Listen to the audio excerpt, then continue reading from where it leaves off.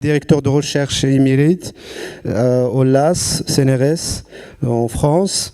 Ses activités de recherche portent essentiellement sur l'axe de l'IA et de la robotique. Il a pleinement contribué à plein mal de sujets tels que la reconnaissance d'objets, la correspondance de modèles, l'interprétation des scènes, etc. Donc il a aussi, il est co-auteur de plus de 200 articles scientifiques publiés dans des journaux et de conférences internationales de renom. Et M. Malik Rlab a été directeur de premier programme de la recherche en intelligence artificielle en France de 89 jusqu'à 86. Directeur du programme national de recherche en robotique de 2000 à 2006, directeur de l'AS CNRS de 2003 à 2007 et CTO de l'INRIA de 2007 à 2010. Donc nous avons le grand plaisir d'accueillir notre cher professeur ici à l'INSIAS. Et je rappelle aussi que professeur Malik Rlab, il est aussi membre de l'Académie Hassan II des sciences et technologies au Maroc. Il est aussi chevalier de la Légion d'honneur. Et merci, professeur Malik Rlab, d'avoir répondu présent à notre invitation. Et avant de lui donner la parole, je cède la parole à mon collègue, professeur Mahmoudi, parce que cette conférence est en collaboration entre l'association Mobitic qu'on travaille dessus et aussi Morocco AI, que le représentant, le professeur Abdelhak Mahmoudi de l'ENS de Rabat. Merci. Merci, c'est Ruben pour cette introduction. Et franchement, c'est avec grand plaisir en fait qu'on s'est associé à Ruben et l'association Mobitic pour pouvoir organiser cette conférence. Et j'espère que ça va être la bonne première pour une série de conférences qu'on peut faire à l'INSIAS. Et pour vous donner un petit peu de contexte, Morocco AI, c'est une association qui a été créée il y a 4 ans. Je crois que quelques-uns parmi vous, ils la connaissent déjà, mais c'est une association qu'on a créée dans le but de promouvoir l'excellence en IA au Maroc. Alors quand on dit IA, c'est un mot qui est très répandu aujourd'hui, mais ce qu'on veut faire exactement, c'est promouvoir, organiser ce genre d'événements pour pouvoir bouillir un petit peu l'écosystème IA au Maroc. Et donc on avait le plaisir d'inviter Rlab dans notre conférence il y a 2 ans. Et c'est pas la première fois qu'on est avec Rlab. Il y a 2 ans, il était speaker dans la conférence. Il nous a parlé de la stratégie IA au Maroc, un sujet dont on parle aujourd'hui beaucoup, mais on l'a traité. Et Rlab, il avait donné un aperçu sur quels sont les bons ingrédients pour avoir une bonne stratégie IA au Maroc. Et puis, la deuxième fois, Rlab nous a sollicité pour pouvoir co-organiser avec l'Académie Hassan II des sciences et techniques un séminaire sur l'IA et la santé. Donc, on avait essayé de faire une cartographie. Ce n'est pas encore réussi. On y travaille pour avoir une cartographie de l'IA en santé. Et je crois à l'INSIAS, il y a beaucoup de travaux en IA en santé. Je crois que c'est un travail qu'il faut mettre en avant et le partager avec la communauté. Et aujourd'hui, donc, Rlab, il va nous éclairer avec ce sujet de GPT et de Large Language Models. Et il va nous donner un aperçu sur les opportunités et les challenges. Alors, je vous invite à écouter très, très attentivement Rlab. Et merci encore une fois pour l'invitation et l'accueil. Merci à Sim Mahmoudi, merci à Ruben pour votre aimable introduction et invitation. Je suis heureux d'être des vôtres, chers collègues, chers amis. Donc c'est un plaisir que d'essayer de contribuer un peu à votre réflexion sur ce sujet des grands modèles de langage. Donc ChatGPT, vous en avez entendu parler, qui l'a déjà utilisé? Oui, la majorité d'entre vous. Donc vous savez beaucoup de choses dessus et je ne sais pas si je vais vous en apprendre d'autres. Je vais essayer parce que c'est davantage sur les fondamentaux que je vais essayer de mettre l'accent. Donc, a priori, il s'agit d'IA. Je pourrais vous parler pendant longtemps de ce qu'est l'IA, parce que je travaille en IA depuis ma thèse, qui remonte à bien, bien longtemps.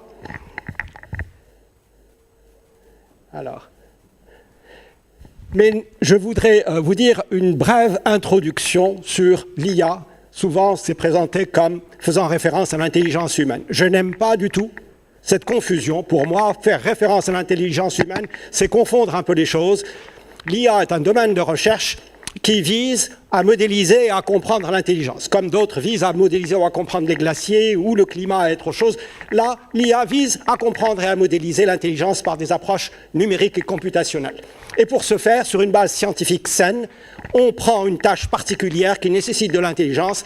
On essaie de voir si on arrive à la mécaniser, à avoir des modèles computationnels qui font la tâche, et on expérimente et on arrive à valider ou pas valider jusqu'à quel point on a compris ou on a un modèle qui tient la route. Voilà, ça c'est la démarche classique de toute science, et c'est ce que l'IA s'efforce de faire. Elle le fait avec deux types de méthodes, des méthodes qui sont basées sur des connaissances et des raisonnements, et des méthodes qui sont basées sur l'induction statistique et sur des données.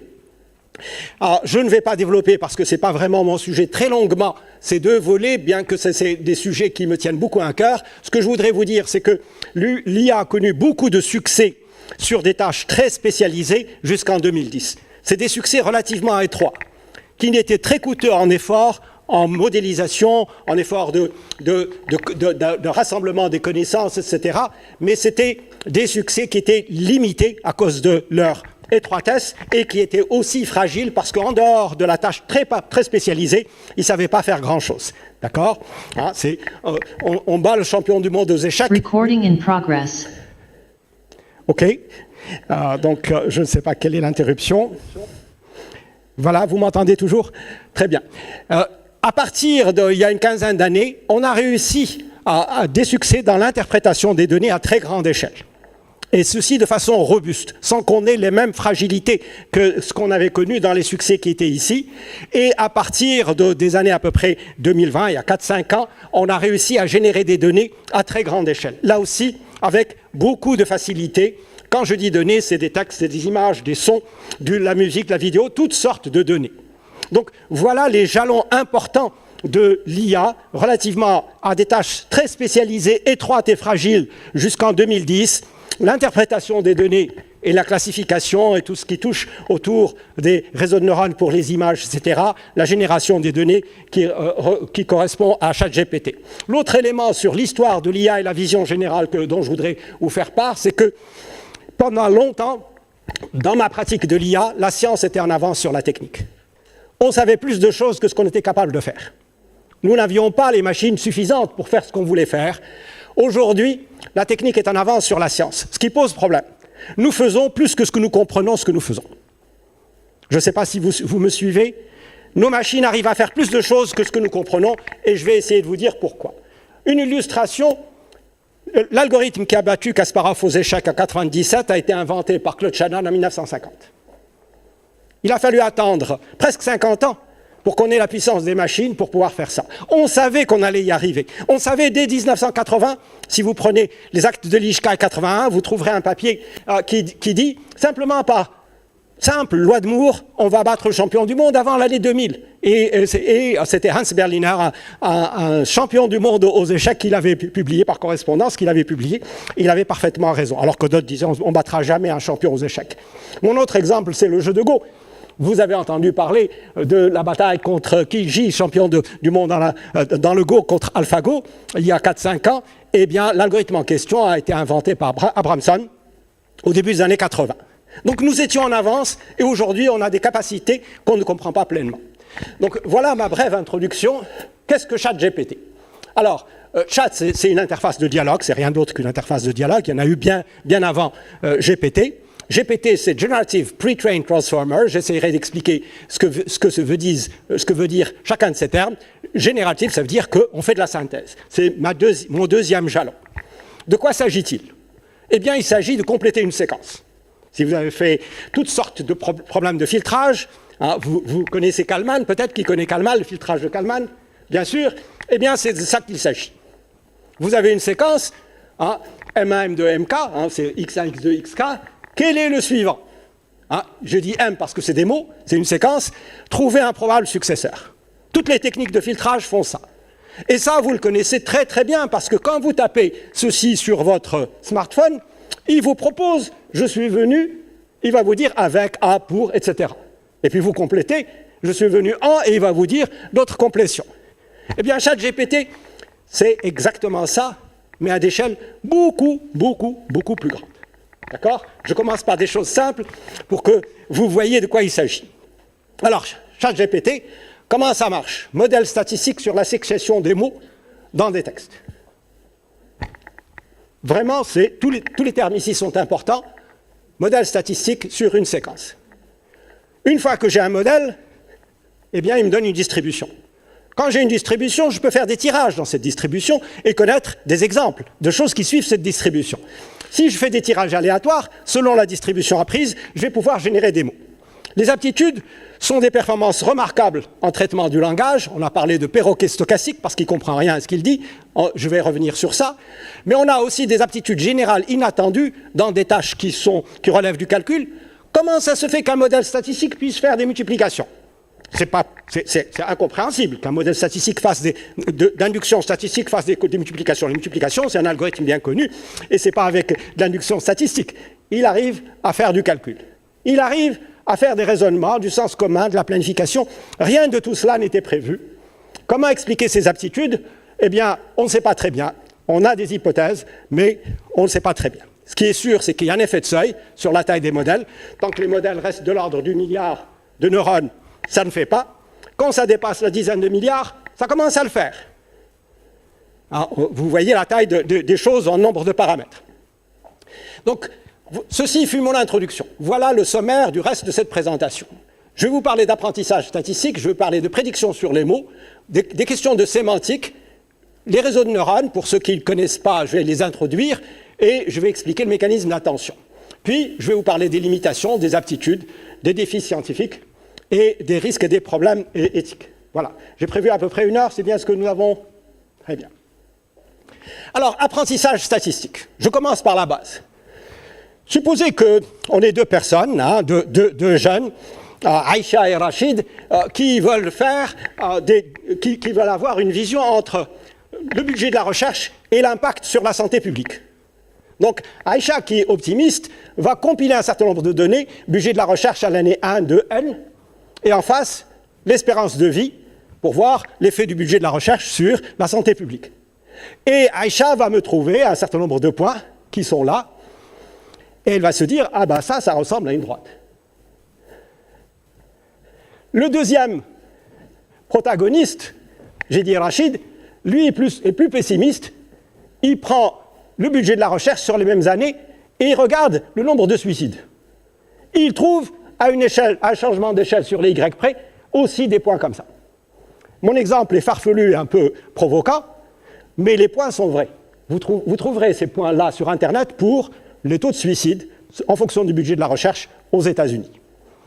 Le taux de suicide augmente. C'est dire que ce modèle est mauvais, c'est pour ça que je l'ai choisi. Vous allez comprendre pourquoi.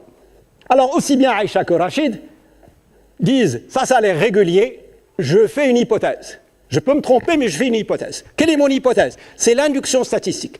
Elle dit que ce qui est vrai pour la douzaine de points qui est là, est vrai pour tous les points que je n'ai pas observés. Pour le futur, ça va être aussi comme ça. Pour d'autres points dans le passé que je n'ai pas vus, ça va être aussi comme ça, etc. Faites attention, c'est une hypothèse. Il est loin d'être le cas qu'elle est prouvée. D'accord? C'est ce qu'on appelle l'induction statistique. Ayant fait cette hypothèse, je fais une régression. Vous avez fait ça depuis pratiquement le secondaire. Et je vais approximer ce point par une droite, y égale à x plus b. Et je vais chercher la droite qui se rapproche le plus des points. Alors, ce qu'il faut faire attention, c'est que cette droite n'est pas les points. C'est une généralisation des points. Si j'interroge la droite, quelle est la valeur de y pour ce x-là? Elle ne va pas me donner le point qui est en bleu. Elle va me donner le point en dessous qui est en rouge. Est-ce qu'elle hallucine? Non, elle n'hallucine pas, parce que sa fonction est différente. On ne peut pas parler d'hallucination. Elle est faite pour faire une approximation, et rien d'autre. D'accord? Comme c'est une approximation, elle a oublié les points qui m'ont permis de tracer la droite, et on avance. Donc on généralise, et en généralisant, on paye un prix qui est l'approximation. Alors, supposons que les 2 protagonistes, Aïcha et Rachid de tout à l'heure, se retrouvent. Cette tour vous dit quelque chose? bien sûr, la tour de Pise, en train de faire une expérience qui vous dit quelque chose? L'hypothèse de Galilée, je prends deux boules, une boule en plomb, une boule en carton ou en bois, je les lance et elles arrivent en même temps. D'accord? Ça paraissait pas intuitif à beaucoup de gens à l'époque de Galilée, on est au XVIIe siècle, mais c'est ça, c'est bien ça. Pourquoi? Parce que vous connaissez Newton et compagnie. Et donc, supposons que Galilée mesure avec un bon chronomètre qu'il n'avait pas, il n'avait pas de chronomètre, pour l'anecdote je vous dirai comment il comptait le temps, et qu'il mesure en fonction de la distance parcourue le temps, et qu'il trouve cette succession de points. Et cette succession de points n'est pas une droite, mais une parabole, et qu'il va approximer ça par la parabole A plus BT plus CT2, puisque l'axe des X c'est T. D'accord? Et il fait tellement de points que sa parabole est très bonne, il arrive à faire des prédictions. Quelle est la différence entre les prédictions qu'il va faire avec ça et les prédictions qu'il va faire avec ça? Vous reconnaissez la loi de Newton. Quelle est la différence selon vous?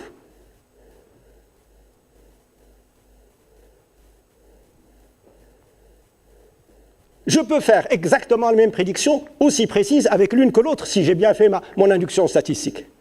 Il y a une différence fondamentale. C'est que jamais cette ligne-là ne m'aurait prédit qu'il manque une planète que je n'ai jamais observée, qui est Neptune. Alors que cette ligne-là me permet, parce qu'elle est basée sur le fondamental, de dire il manque Neptune. Et je peux observer où peut se trouver Neptune grâce aux lois de la mécanique. Là, je suis fondé sur des choses, des principes de base, et là, je ne fais que l'induction statistique. Cette ligne-là me permet de dire que Mercure, la périhélie de Mercure, la position de Mercure à un moment particulier par rapport au Soleil, est en avance de quelques secondes d'arc par cercle. Pourquoi? Jamais je n'aurais pu découvrir ça avec cette ligne. Non pas que numériquement elle ne soit pas bonne, mais que théoriquement elle est insuffisante. L'avance de la périhélie de Mercure a permis d'aller vers la relativité que vous connaissez. Donc, pourquoi tous ces exemples? Pour vous dire qu'avec ça, je fais une prédiction empirique qui peut être précise. Avec ça, j'ai une explication rationnelle. Et que les deux ne sont pas synonymes. Je ne fais ça que si j'ai rien de mieux à me mettre sous la dent, sur le plan scientifique. Donc, voilà mon introduction à l'apprentissage statistique, parce que ici, j'ai mis des choses profondes, telles que la notion de vitesse, la notion de gravitation, et après, je vais pouvoir les expliquer avec beaucoup de choses. D'accord? Donc, l'induction statistique, c'est ça, ça marche, ça peut me donner des prédictions, mais ça ne me donne pas une rationalité profonde. Et c'est ce que l'on fait quand on n'a rien d'autre à se mettre sous la dent. Prédiction sur les mots. Jusqu'à présent, j'ai parlé d'apprentissage statistique de manière très générale sur les bases. Ça commence par ce monsieur, Claude Shannon, dont vous avez entendu parler, théorie de l'information, les notions d'entropie. Claude Shannon a remarqué que toute personne qui parle une langue possède une énorme connaissance statistique, c'est moi qui souligne, sur cette langue. La connaissance des mots, des expressions, etc., permet de prédire les lettres manquantes ou incorrectes. Donc, dans cet article de 1950, Claude Shannon a calculé l'entropie. L'entropie, c'est le nombre de questions binaires requises pour deviner X, c'est l'entropie de X. Plus l'entropie est faible, plus le système est déterministe, plus l'entropie est forte, plus il est bruité et aléatoire. Plus H est faible, plus le langage est régulier et prédictible. Si je dis quelle est l'entropie d'une lettre, j'ai 3 lettres, quelle est la suivante? Eh bien, en français, la suivante ne peut pas être n'importe quoi. Elle peut être que parmi 5 ou 6 lettres possibles, si vous regardez le dictionnaire. Après V, O, I, il n'y a pas beaucoup de lettres possibles. Si je vois cette succession de lettres, ce qui manque dans les pointillés ne peut pas être n'importe quoi. Donc, le langage est relativement prédictible. Et Claude Shannon a proposé le jeu des lettres cachées. Il a joué ça avec son épouse en anglais. Quand il y a un tiré, c'est que la personne a deviné. Son épouse savait que la plupart des phrases commençaient par l'article the. Ensuite, il y a un blanc. Après, elle ne savait pas. Et il lui dit, c'est R, puis c'est O, puis c'est O. Et après, elle a deviné que c'est M, etc. Et avec ce jeu, il propose un algorithme qui permet de calculer l'entropie d'une lettre, l'entropie d'un mot. Et il a proposé quelque chose. Il a vérifié que l'entropie de l'anglais pour une lettre, c'est à peu près 2 bits, et pour un mot, c'est presque 12 bits par mot, ce qui est très très faible. Ça veut dire que le langage est régulier et très prédictible. Donc cet article qui remonte à 1950, Prediction and Entropy of Printed English, a permis à Claude Shannon de développer quelque chose où il a parlé d'un encodeur et d'un décodeur. Vous voyez que la notion d'encodeur et de décodeur ne remonte pas à ChatGPT. Je vous parle d'un article qui a été publié en 1950 que vous pouvez trouver sur le web. Et il dit, j'ai un texte original et je vais l'encoder, etc. Puis je vais le transmettre par fil pour un télégramme ou n'importe quoi. Puis je vais le reconstituer parce que je veux envoyer le minimum de choses. Et tout ce qui est redondant, je ne vais pas l'envoyer, etc. Donc, et ça marche. Ça marche très bien. Mais ça marche que sur la syntaxe, il n'y a rien sur la sémantique. Qu'en est-il de la sémantique? Jusqu'à présent, ce que Shannon nous donne, c'est l'entropie et la syntaxe. Voyons un peu la sémantique. La proximité sémantique des mots, elle tient à autre chose que leur entropie et le fait qu'ils soient prédictibles. Comment je vais organiser les mots pour trouver leur proximité? Si je prends les mots dans l'ordre alphabétique, je n'ai rien sur le sens. L'ordre alphabétique va me dire, après un provis, il y a un pudin, puis ça, pulsif, après l'armin, il y a tout ça. Il n'y a aucune association sémantique qui soit là-dedans.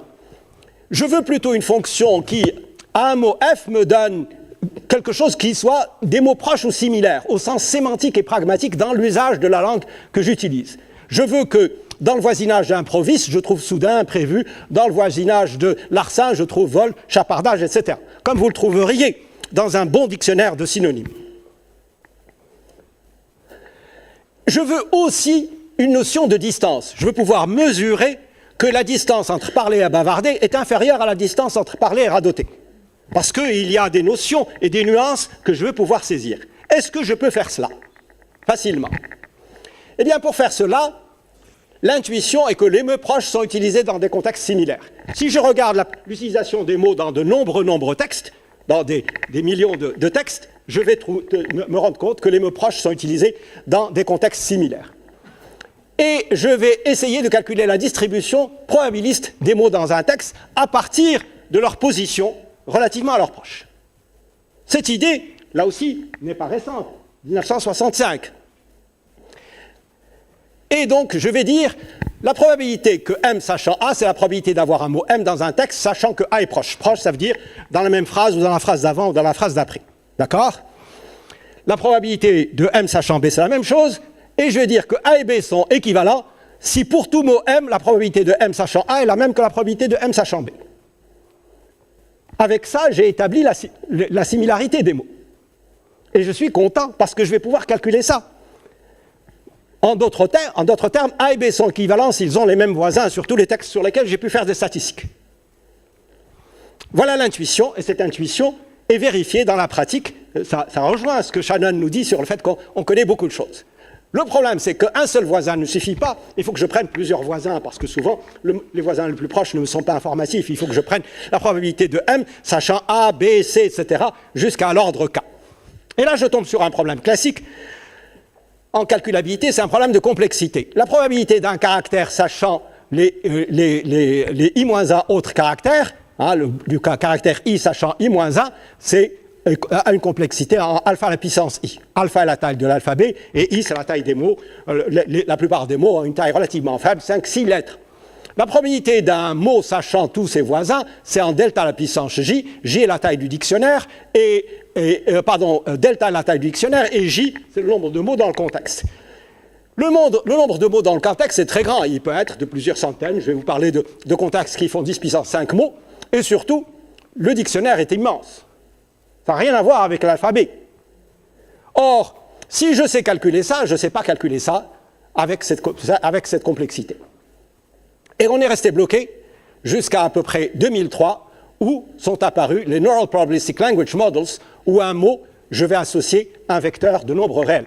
À un mot, j'associe un vecteur de réel, dans R à la puissance n. Et à un vecteur, je vais associer tous les mots qui sont à peu près dans la même zone de R, à la puissance n. Alors, une image pour clarifier cela, c'est supposer que je rassemble mes mots sur R2, sur le plan, parce que j'ai du mal à dessiner au-delà de R2. Et que je vais trouver alligator et crocodile à côté, cranberry et blueberry à côté, etc. Là, j'ai un certain nombre de mammifères, de fruits, etc. Donc là, je suis en 2 dimensions.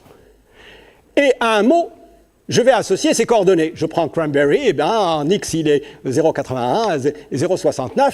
Et les mots proches de ces coordonnées vont être similaires au sens de la sémantique.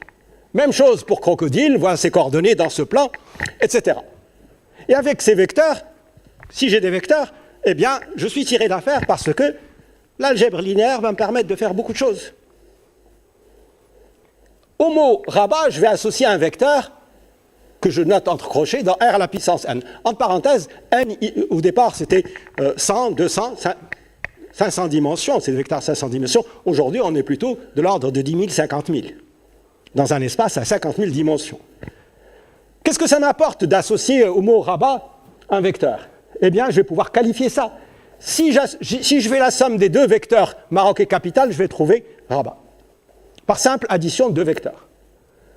Si je fais la somme de France actrice, eh ben, il va me proposer, ça c'est le système qui connaissait ces actrices-là, qui va me proposer ceci. Ce que vous faites sur un mot, vous pouvez le faire sur une phrase.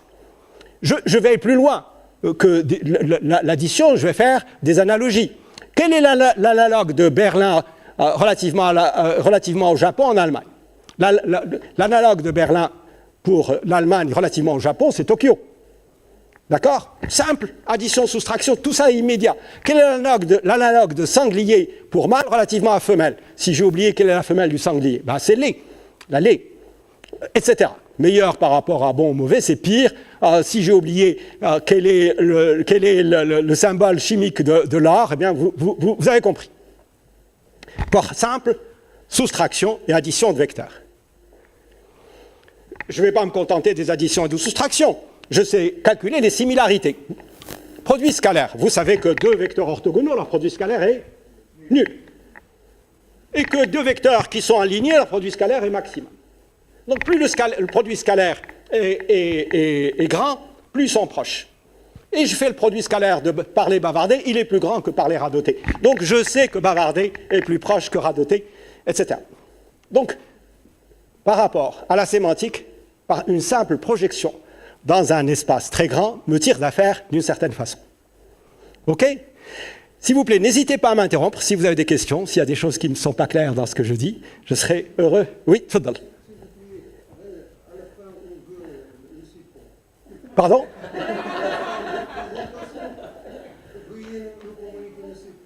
Bien sûr. Bien sûr, avec plaisir. Hein, je les transmettrai à mes collègues qui organisent, avec plaisir. Alors, donc, ce fut... Oui. J'ai une question sur les vecteurs, ces fameux embeddings de chaque mot. Est-ce qu'ils changent quand on change les arrays, on va dire, ou bien c'est des vecteurs qu'on va fixer sur les mots et on va les utiliser? Ouais. En fait, je simplifie un peu pour aller vite. On fixe les vecteurs sur des parties de mots, ce qu'on appelle des tokens. Sur un mot tel que sans doute Berlin, je vais prendre le token c'est Berlin. Mais sur des choses plus longues, je vais prendre Allemagne en deux tokens, etc. Donc c'est des fractions de mots et ça reste stable. Et ça reste très, très stable et une fois qu'on les a appris, on va les réutiliser. Tfadal. Quelles sont les dimensions? Quelles sont les différentes dimensions? Parce qu'on a un vecteur à n dimensions. Oui. Que représentent ces dimensions? Votre puissance de calcul disponible.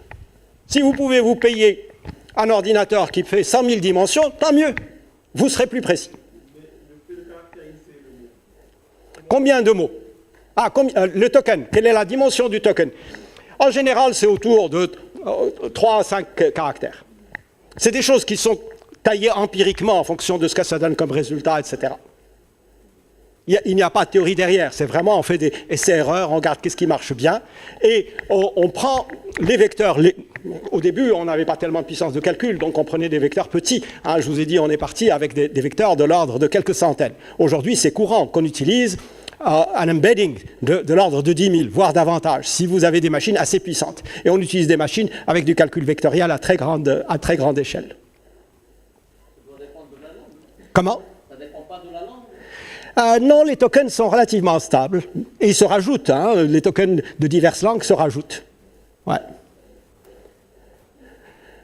Alors, donc, j'ai évoqué la notion de embedding, que j'appelle projection sémantique. Pardon. Oui, Tfadal. J'ai pas entendu. Oui.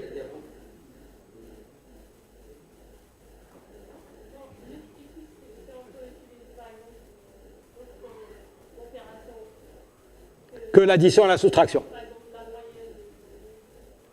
Oui, on peut utiliser toutes sortes d'opérations. Hein. Vous soyez vraiment inventive hein, en général. Donc, c'est des vecteurs et sur lesquels on peut faire un certain nombre de choses. Si la moyenne fait un sens par rapport à trouver un barycentre au niveau sémantique par rapport à la tâche qui vous intéresse, oui, ça a un sens de le faire. Ouais. Donc, je vous disais que j'ai présenté donc, les 4 premiers points. Je vais vous parler des réseaux de neurones, transformeurs et mécanismes d'attention. Donc, un neurone artificiel, vous savez ce que c'est simplement une somme pondérée avec des paramètres. J'ai un vecteur de n entrées et j'ai une sortie scalaire. Et donc, le vecteur en question, c'est la somme pondérée des entrées passée par une fonction non linéaire g, qui peut être une non-linéarité de ce type, ou une sigmoïde, ou une tangente hyperbolique, finalement une certaine non-linéarité, mais à la base, c'est une somme pondérée comme vous feriez pour une régression. Vous pouvez imaginer qu'un neurone artificiel, c'est la même chose qu'une régression. Et le neurone artificiel, c'est un simple opérateur de calcul qui, au vecteur x, associe gθ de x. Un neurone artificiel à lui tout seul ne sert pas à grand-chose, c'est le fait de le mettre en réseau avec un très grand nombre. J'ai un vecteur en entrée, j'ai un vecteur en sortie, et je dis voilà ce que je cherche comme cible, et je vais modifier mes paramètres qui sont là-dedans, de façon à ce que la sortie, qui est f de x, qui est g de θ, etc., θ c'est l'ensemble de toutes ces couches, les unes après les autres, hein, en partant de la première, ça c'est le g de θ1 de x, je suppose ici que c'est le même g partout, mais ils peuvent être différents. Et l'apprentissage du réseau se fait par le calcul des paramètres qui vont minimiser l'écart entre la prédiction et l'observation. Je mets x en entrée, je veux avoir le y tilde. Je n'ai pas exactement y tilde, je vais voir qu'est-ce qu'il faut que je fasse comme modification dans les paramètres pour avoir la cible qui est là, le target, qui est le y tilde.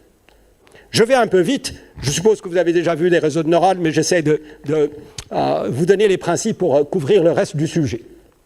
Donc mon réseau de neurones artificiel, je lui donne un électrocardiogramme en entrée, ce n'est pas 4 points, mais c'est 24 000 points, hein, si vous avez une douzaine de capteurs pour détecter l'électrocardiogramme sur une dizaine de secondes à 20 Hz, vous allez avoir 24 000 points en entrée et vous allez avoir un vecteur de une vingtaine ou une trentaine de valeurs en sortie qui intéressent le cardiologue sur toutes les pathologies qu'il peut avoir au niveau cardiaque.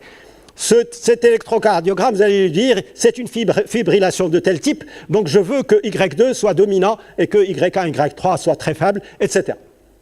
Et ça, c'est de l'apprentissage supervisé, et vous allez chercher les paramètres qui minimisent l'erreur de prédiction.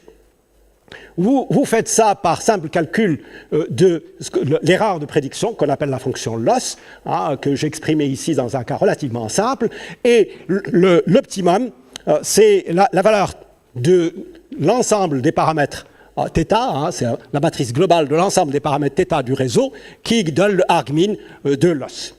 Imaginez que vous fassiez ça uniquement sur 2 paramètres, θ1, θ2, et ça c'est la fonction loss ou de perte, et vous allez vous promener sur une surface pour trouver le minimum quelque part ici. Se promener sur une surface, c'est une descente de gradient. Hein. Ce genre de calcul, je sais le résoudre en linéaire à quelques dimensions de façon analytique, mais au-delà du linéaire et au-delà de quelques dimensions, je ne sais le résoudre que numériquement par des techniques de gradient. Je suppose que vous avez étudié les techniques de gradient, hein, donc vous avez le nabla de la fonction de perte et vous avez une mise à jour incrémentale de θ en fonction du gradient et vous faites cette descente de gradient dans la surface que j'ai présentée tout à l'heure. Hein, le nabla de loss, c'est le vecteur de différentiel de f de θ. Donc, fonction loss doit être différenciable et convexe. Hein. Surtout, elle doit être différenciable. L'absence de convexité gêne, mais on arrive à s'en sortir. L'algorithme en question, je ne vais pas le détailler vraiment, mais il n'est pas très compliqué. Hein, si vous voulez que je vous envoie... j'ai un ouvrage en cours de terminaison qui explique un petit peu tout ça. Je peux ou à une autre occasion vous le détailler. Mais vous voyez que l'algorithme n'est pas très compliqué. Il s'appelle l'algorithme backpropagation pour ceux qui le connaissent. A priori, ce qu'il fait, c'est il fait une passe sur toutes les couches de la première jusqu'à la dernière avec une mise à jour du vecteur x. x1, c'est la première couche d'entrée, puis xl plus 1, ça va être la dernière. Et puis ensuite, je fais une propagation dans l'ordre inverse par la formule simplement que la dérivée de f de g de x, c'est f' de g de x. Et rien d'autre. Hein, formule que vous connaissez très bien pour la dérivation. Comme c'est une succession de fonctions, c'est une affaire qui n'est pas très compliquée, et surtout, quand je détaille ceci, hein, c'est du calcul matriciel, et ce calcul matriciel, on l'implémente très très bien et de façon efficace avec parallélisme.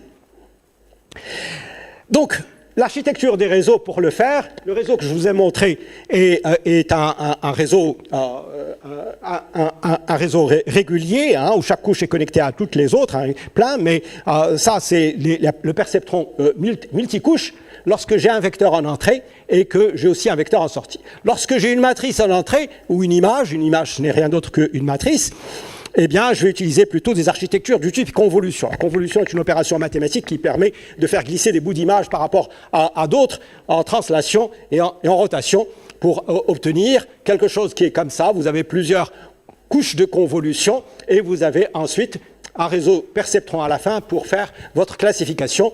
Si votre entrée est une séquence de mots, vous avez un réseau récurrent. Le réseau récurrent, si vous avez fait des chaînes de Markov, c'est le même principe.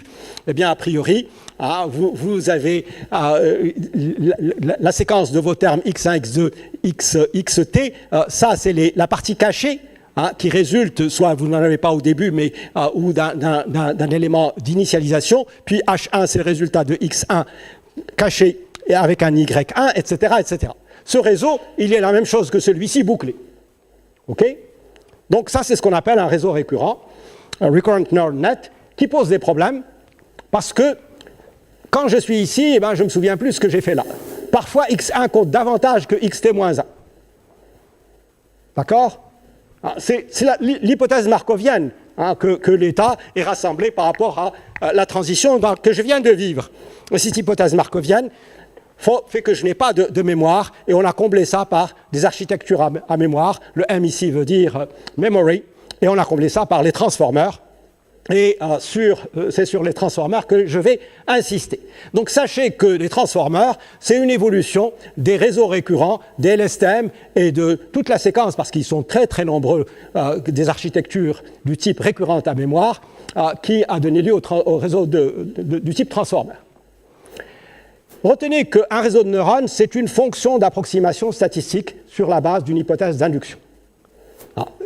L'élément de base, moi j'appelle ça un approximateur statistique, c'est ce que me donne un réseau de neurones. Et il a un certain nombre d'avantages. Il fait de l'apprentissage sur des données brutes. Avant, pour faire de la classification d'images, il fallait que j'invente les caractéristiques saillantes de l'image, les coins, les couleurs, les ombres, etc. Et que j'extrais ces caractéristiques saillantes et que je représente mon image en fonction de ces caractéristiques et je fasse la classification dessus. Là, c'est le réseau qui me les donne. C'est à une des couches. Il fournit ces fonctions paramétriques universelles. Avant, il fallait que j'invente des fonctions paramétriques qui aillent bien à ce que je voulais classer. Là, j'ai des fonctions paramétriques qui fonctionnent tout le temps. Et ils sont relativement robustes au choix des architectures. Ça marche souvent sur des architectures qui ne sont pas faites pour. Pour l'anecdote, AlphaGo, qui utilisait du reinforcement learning avec des réseaux de neurones, a travaillé avec des architectures du type convolution, alors qu'il n'y avait pas de convolution. C'est relativement robuste aux fonctions seuil et d'erreur, c'est relativement robuste à la précision des calculs. Vous n'avez pas nécessairement besoin d'aller à une très très grande précision selon ce que vous voulez faire. C'est souvent robuste au point de vue classification.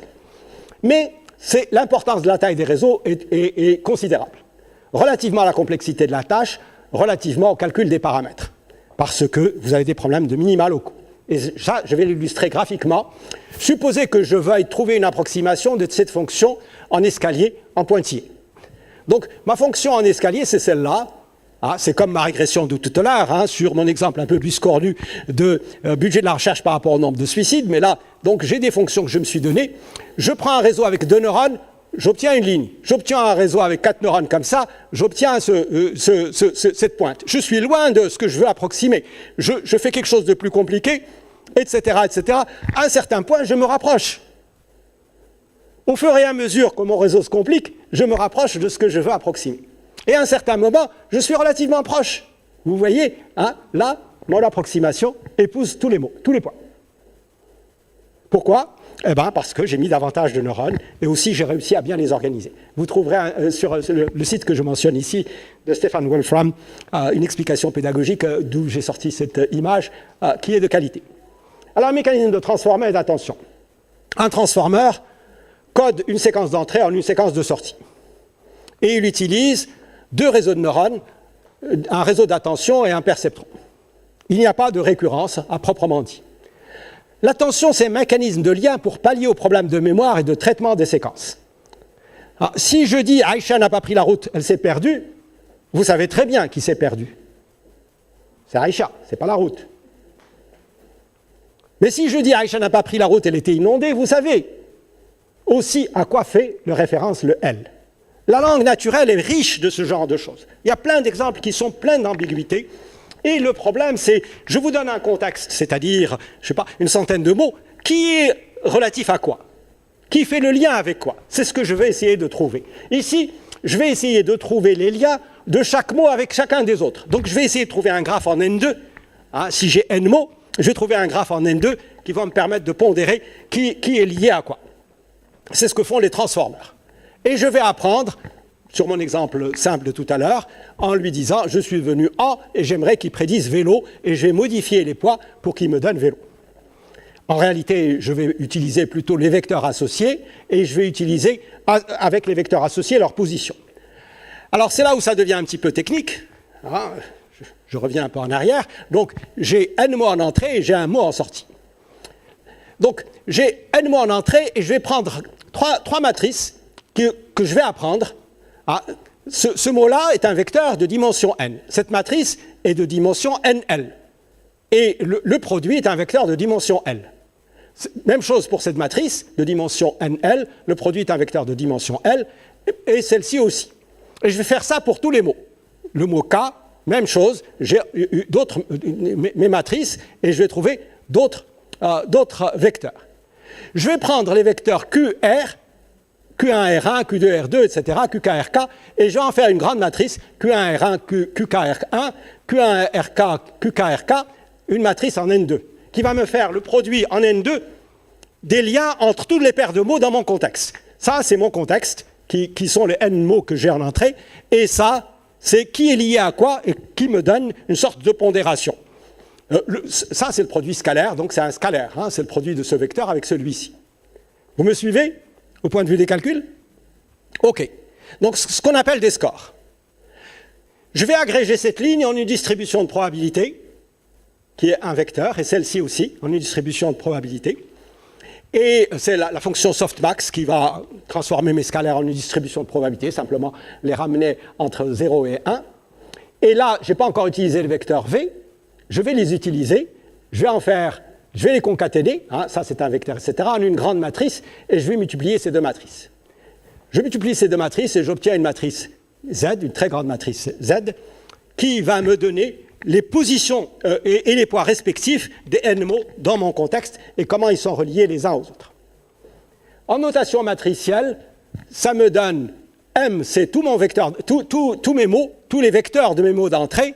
Ça, c'est les matrices que j'ai déjà mentionnées, les produits de ces matrices, les différents scores, softmax, et le produit qui me donne cette matrice de dimension Z, de dimension KL.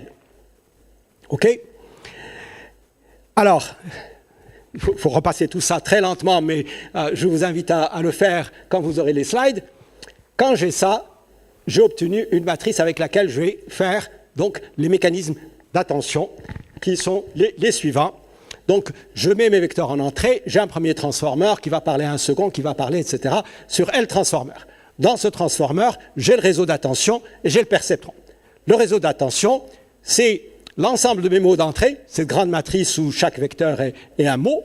J'ai les matrices Z1, Z2, Z alpha, le alpha pouvant être plus ou moins grand. Et ça, c'est un réseau d'attention. Et dans chaque transformer, j'ai plusieurs réseaux d'attention, j'en ai alpha. Je vais les combiner tous. Ça ressemble à de la cuisine, mais c'est du calcul algébrique, rien de révolutionnaire, en fait, travaille sur des matrices. Et donc, j'ai une grande dimension ici, j'ai une grande matrice de dimension K, et ici, alpha L. Cette matrice-là, je vais multiplier par une autre matrice W, vous allez me dire, mais tu sors des matrices du chapeau à tout bout de champ. Oui, c'est de ça qu'il s'agit quand il y a 1000 milliards de paramètres. Ce sont les paramètres de ces matrices. Toutes ces matrices, Q1, R1, V1, W, tout ça, ça résulte d'un calcul, mais tout ça, c'est appris. Ça me donne une matrice SKN que je vais mettre dans un réseau feed-forward qui va me donner un vecteur que je vais passer au transformeur suivant. Voilà le principe. Je ne sais pas si ceci vous a paru clair, mais le fait de décortiquer le mécanisme d'attention sur la base du calcul, etc., est une opération qui n'est pas si compliquée. Il faut simplement s'y prendre avec un petit peu d'attention pour le retrouver. Alors, le pré-entraînement. Le pré-entraînement se fait par apprentissage auto-supervisé. On va prendre des textes qui sont d'Internet, par exemple le texte que je vous ai cité tout à l'heure de Claude Shannon, et on va dire au réseau, toute personne parle en une, et on lui va modifier les paramètres de façon à qu'il me dise ici, avec une certaine probabilité, le mot langue. Et ensuite, je remets langue en bas, et je dis, il faut qu'il me produise possède, etc., etc. Et je vais continuer.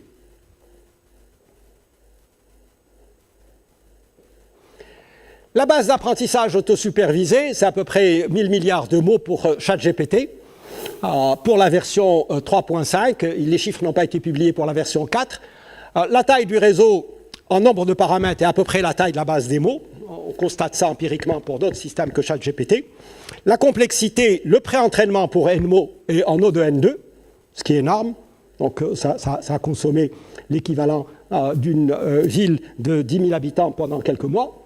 En énergie, c'est loin d'être négligeable, il y a un impact considérable. La génération, par contre, elle, est plus rapide, en O de N, et là, on arrive à le faire quasiment en temps réel avec de très, très grandes puissances. Donc, la phase d'apprentissage ne s'arrête pas au pré-entraînement, il y a aussi un apprentissage par renforcement sur des retours humains et un alignement sur des jugements humains de façon à pouvoir éviter un certain nombre de retours qu'on considère comme nocifs ou corrompus. Ensuite, on peut faire des spécialisations qui sont plus fines sur une tâche ou un domaine, ou par exemple pour les besoins particuliers dans le domaine médical ou pour une entreprise, etc. Et en plus de ça, on peut avoir ce qu'on appelle few-shot prompting en fonction du contexte. Vous allez orienter le retour vers telle ou telle chose, guidé par l'interaction. Et éventuellement, il peut y avoir du tuning ultérieurement. Je dis quelques mots sur l'apprentissage par renforcement. L'entraînement sur une base saine, ce n'est pas parce que vous avez utilisé que des textes qui ne comportent pas de choses considérées comme toxiques que le système ne va pas utiliser un langage considéré comme toxique, parce que le langage naturel est très riche, etc. Donc ce que l'on fait, c'est l'apprentissage par renforcement sur des retours humains. Et le problème de l'apprentissage par renforcement, je ne sais pas si vous connaissez l'apprentissage par renforcement, il y a une fonction récompense, et on va trouver les actions qui permettent de maximiser la fonction récompense sur une séquence d'actions. Or, la fonction de récompense, on ne sait pas la donner et on ne peut pas avoir des retours humains sur chaque interaction de façon fine parce que le retour humain coûte très très cher. Donc, ce que l'on fait, c'est on va prédire un système qui va remplacer l'humain pour dire quelle est la récompense. Donc, on prend un environnement, un algorithme de renforcement, et on a un humain qui intervient rarement pour corriger un petit peu la prédiction ici. Et ensuite, eh bien, l'interaction classique d'un algorithme de renforcement entre action et observation par rapport à l'environnement. Et ici, il y a la récompense prédite. Le retour humain ici, qui est relativement parcimonieux, parce que ça coûte très très cher, a été fait essentiellement par rappel à des jeunes Kenyans, parce que le Kenya est assez avancé en intelligence artificielle, qui ont planché sur cela, parce que ça coûtait moins cher que faire appel à les Américains. Alignement sur des règles supplémentaires, le renforcement n'est pas suffisant, on va avoir deux mécanismes du type de trouver une façon adversariale de provoquer le système dans de mauvaises interactions de façon à pouvoir les éliminer. Et ensuite, on a des règles qui donnent des préférences entre plusieurs réponses. On demande à l'utilisateur laquelle tu préfères, relativement à ces cas un petit peu provoqués. Oui ? Oui ?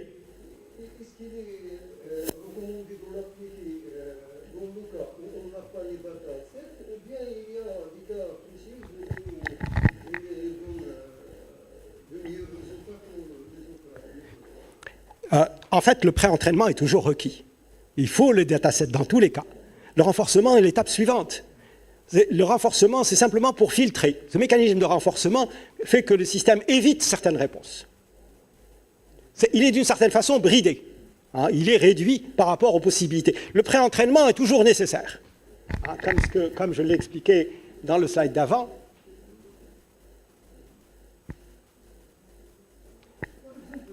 Pré-entraînement autosupervisé, c'est l'étape nécessaire systématiquement. Cette étape-là, au début, elle n'était pas mise. Et puis on s'est rendu compte que le système avait un dialogue très toxique, ce qui pouvait être mal interprété par certains, ce qui pouvait... Comment je vais faire pour faire une bombe atomique, ou comment je vais faire pour tuer mon voisin? Et le système me répondait en toute bonne foi sur les diverses façons de tuer mon voisin. Si j'aime pas trop mon voisin, etc., pour quelqu'un qui peut être mal intentionné, ou faire une bombe, ou n'importe quoi, ou pour empoisonner quelqu'un. Donc on ne voulait pas ce genre de choses. Personne ne veut avoir la responsabilité d'avoir induit dans une société qui peut être particulièrement violente comme la société américaine des comportements pathogènes. Donc on a rajouté, ça c'est venu après ce type de choses, on a rajouté ceci après, mais les premières versions, moi je n'ai pas eu accès à cette première version de GPT-4, il n'y avait que ça, elle était plus puissante que ce qu'il y avait là. Et j'ai des publications qui montrent ce qu'elle pouvait. Pardon, je n'ai pas entendu.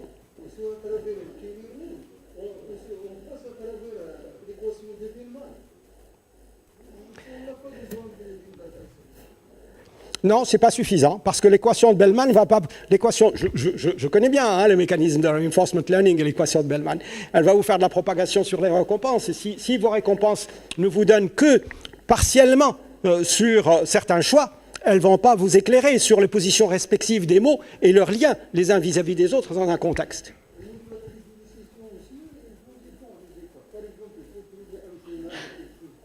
Oui. Tout à fait, tout à fait.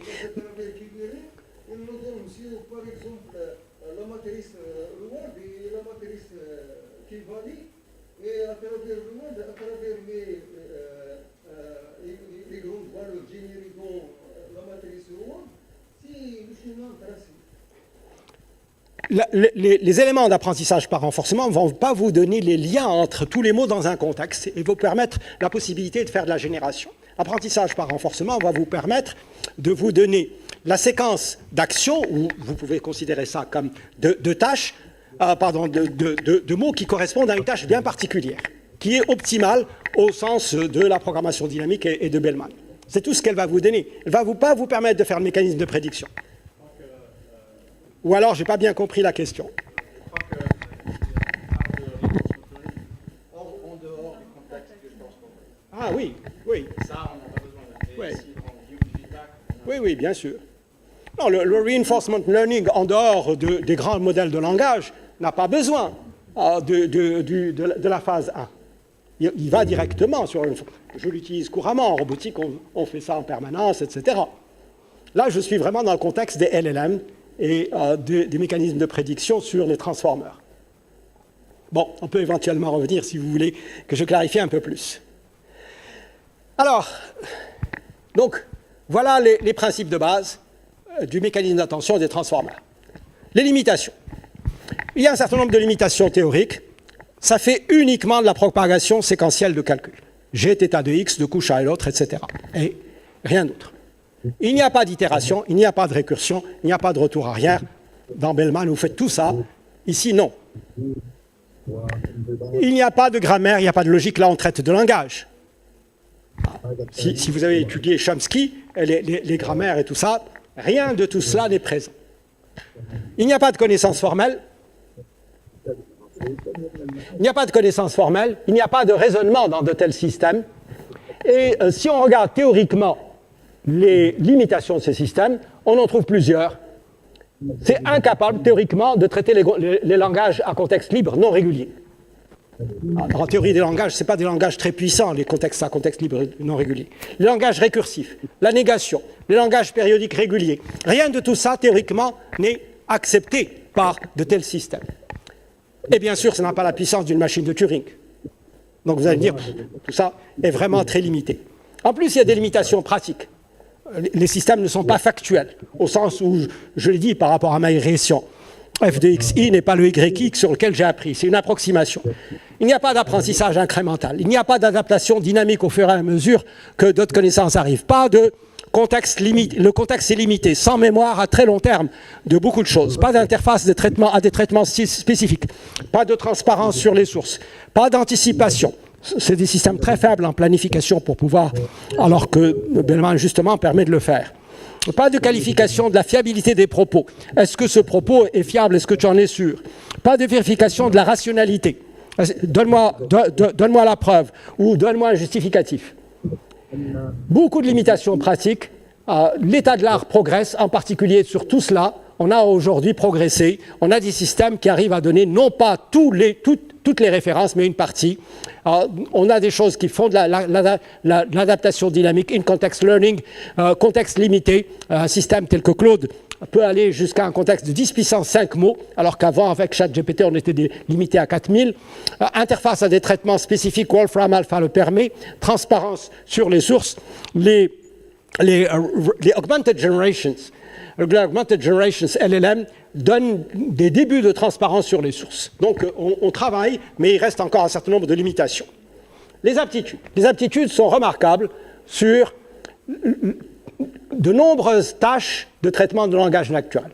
C'est un système générique qui n'est pas spécialisé, c'est ça ce qui fait sa puissance, c'est ça qui a été utilisé par des millions de personnes. Il est très très bon pour la traduction, pour le résumé, pour l'analyse, la compréhension, les questionnaires à choix multiples, pour le dialogue, la transcription, etc. La décision sur le texte. Est-ce que ce texte a été écrit par un homme ou une femme, même s'il n'a pas été écrit en première personne? Est-ce qu'il a été écrit par une personne dans sa langue natale ou dans une langue étrangère? Vous prenez un texte, par exemple, de Conrad, qui a toujours écrit en anglais, et un texte que personne ne connaît de Conrad, il va vous dire que ça n'a pas été écrit par quelqu'un dont c'est la langue natale. Il sait faire de l'humour, il sait faire des proverbes. C'est étonnant le niveau que l'on a atteint pour faire des choses comme ça. J'ai fait des tas d'essais, je n'ai pas le temps de vous l'illustrer, quelques exemples. Sur des proverbes. Donne-moi un proverbe équivalent à pas de nouvelles, bonne nouvelle. Pardon? J'ai pas entendu. Non, dans la même langue. C'est pas la traduction. Quel équivalent à pas de nouvelles, bonne nouvelle? Bon, il dit, pas de nouvelles, bonne nouvelle pourrait être silence vaut mieux que parole. Ou qui ne dit mot consent, et il explique pourquoi. Il y a une certaine subtilité dans l'appréciation. Quel est l'équivalent? Les paroles s'envolent, les écrits restent. Les paroles s'envolent, les écrits restent. Pardon? C'est gravé sur du marbre. Oui, mais il n'y a pas les paroles. Noircir du papier vaut mieux que bavarder. Donc il y a quand même un spectre. Il s'appuie sur un spectre de données en vrac, de connaissances en vrac, qui lui permettent une certaine facilité. Pour m'amuser, je lui donne les premiers mots de ce poème que vous reconnaissez peut-être, de Rimbaud. Comme j'ai descendu des fleuves, et je m'attendais à ce qu'ils poursuivent. Jusque-là, je suis toujours sur de Rimbaud. Et là, des Despourroges criards, plutôt que les avaient pris pour cible, les avaient remplacés. Et il poursuit sur un poème qui n'a rien à voir avec Rimbaud. Mais si vous lisez le poème népalais, il est amusant. J'étais étonné qu'il trouve un petit poème aussi amusant. Bien sûr, ce n'est pas du Rimbaud. Je m'attendais à ce qu'il me récite le Rimbaud quand j'ai vu les premiers vers. Et après, à partir de là, les aurores boréales dansaient le long des rives, j'étais seul à bord, sans personne pour m'encourager, seul et tremblant dans le brouillard, etc., etc., etc. Donc, la synthèse d'un petit poème, donnez ça à un jeune lycéen, vous allez voir ce que vous pouvez avoir. Ce n'est pas évident de sortir ça. En plus du traitement de langage naturel, on a des capacités inattendues. Ça, c'était attendu parce qu'on l'avait programmé pour. C'était vraiment l'idée de base.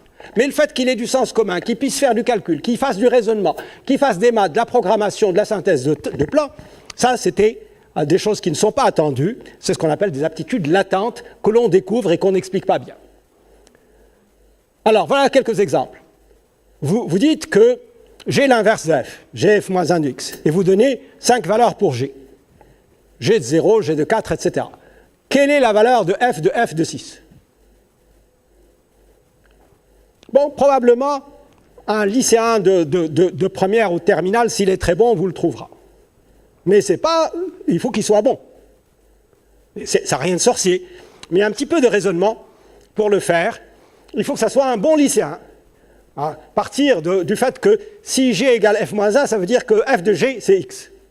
F de G de x, c'est x. C'est la base. Et ensuite, le raisonnement se déroule, et il est loin d'être trivial, et le système trouve la réponse. Et ça, ce n'était pas attendu. Vous avez une population, autre exemple, une population de lapins qui grossit chaque année d'un facteur A, et vous enlevez B lapins chaque année. La première année, il y a X lapins, au bout de 3 ans, il y a 27X moins 26. Quelles sont les valeurs de A et B?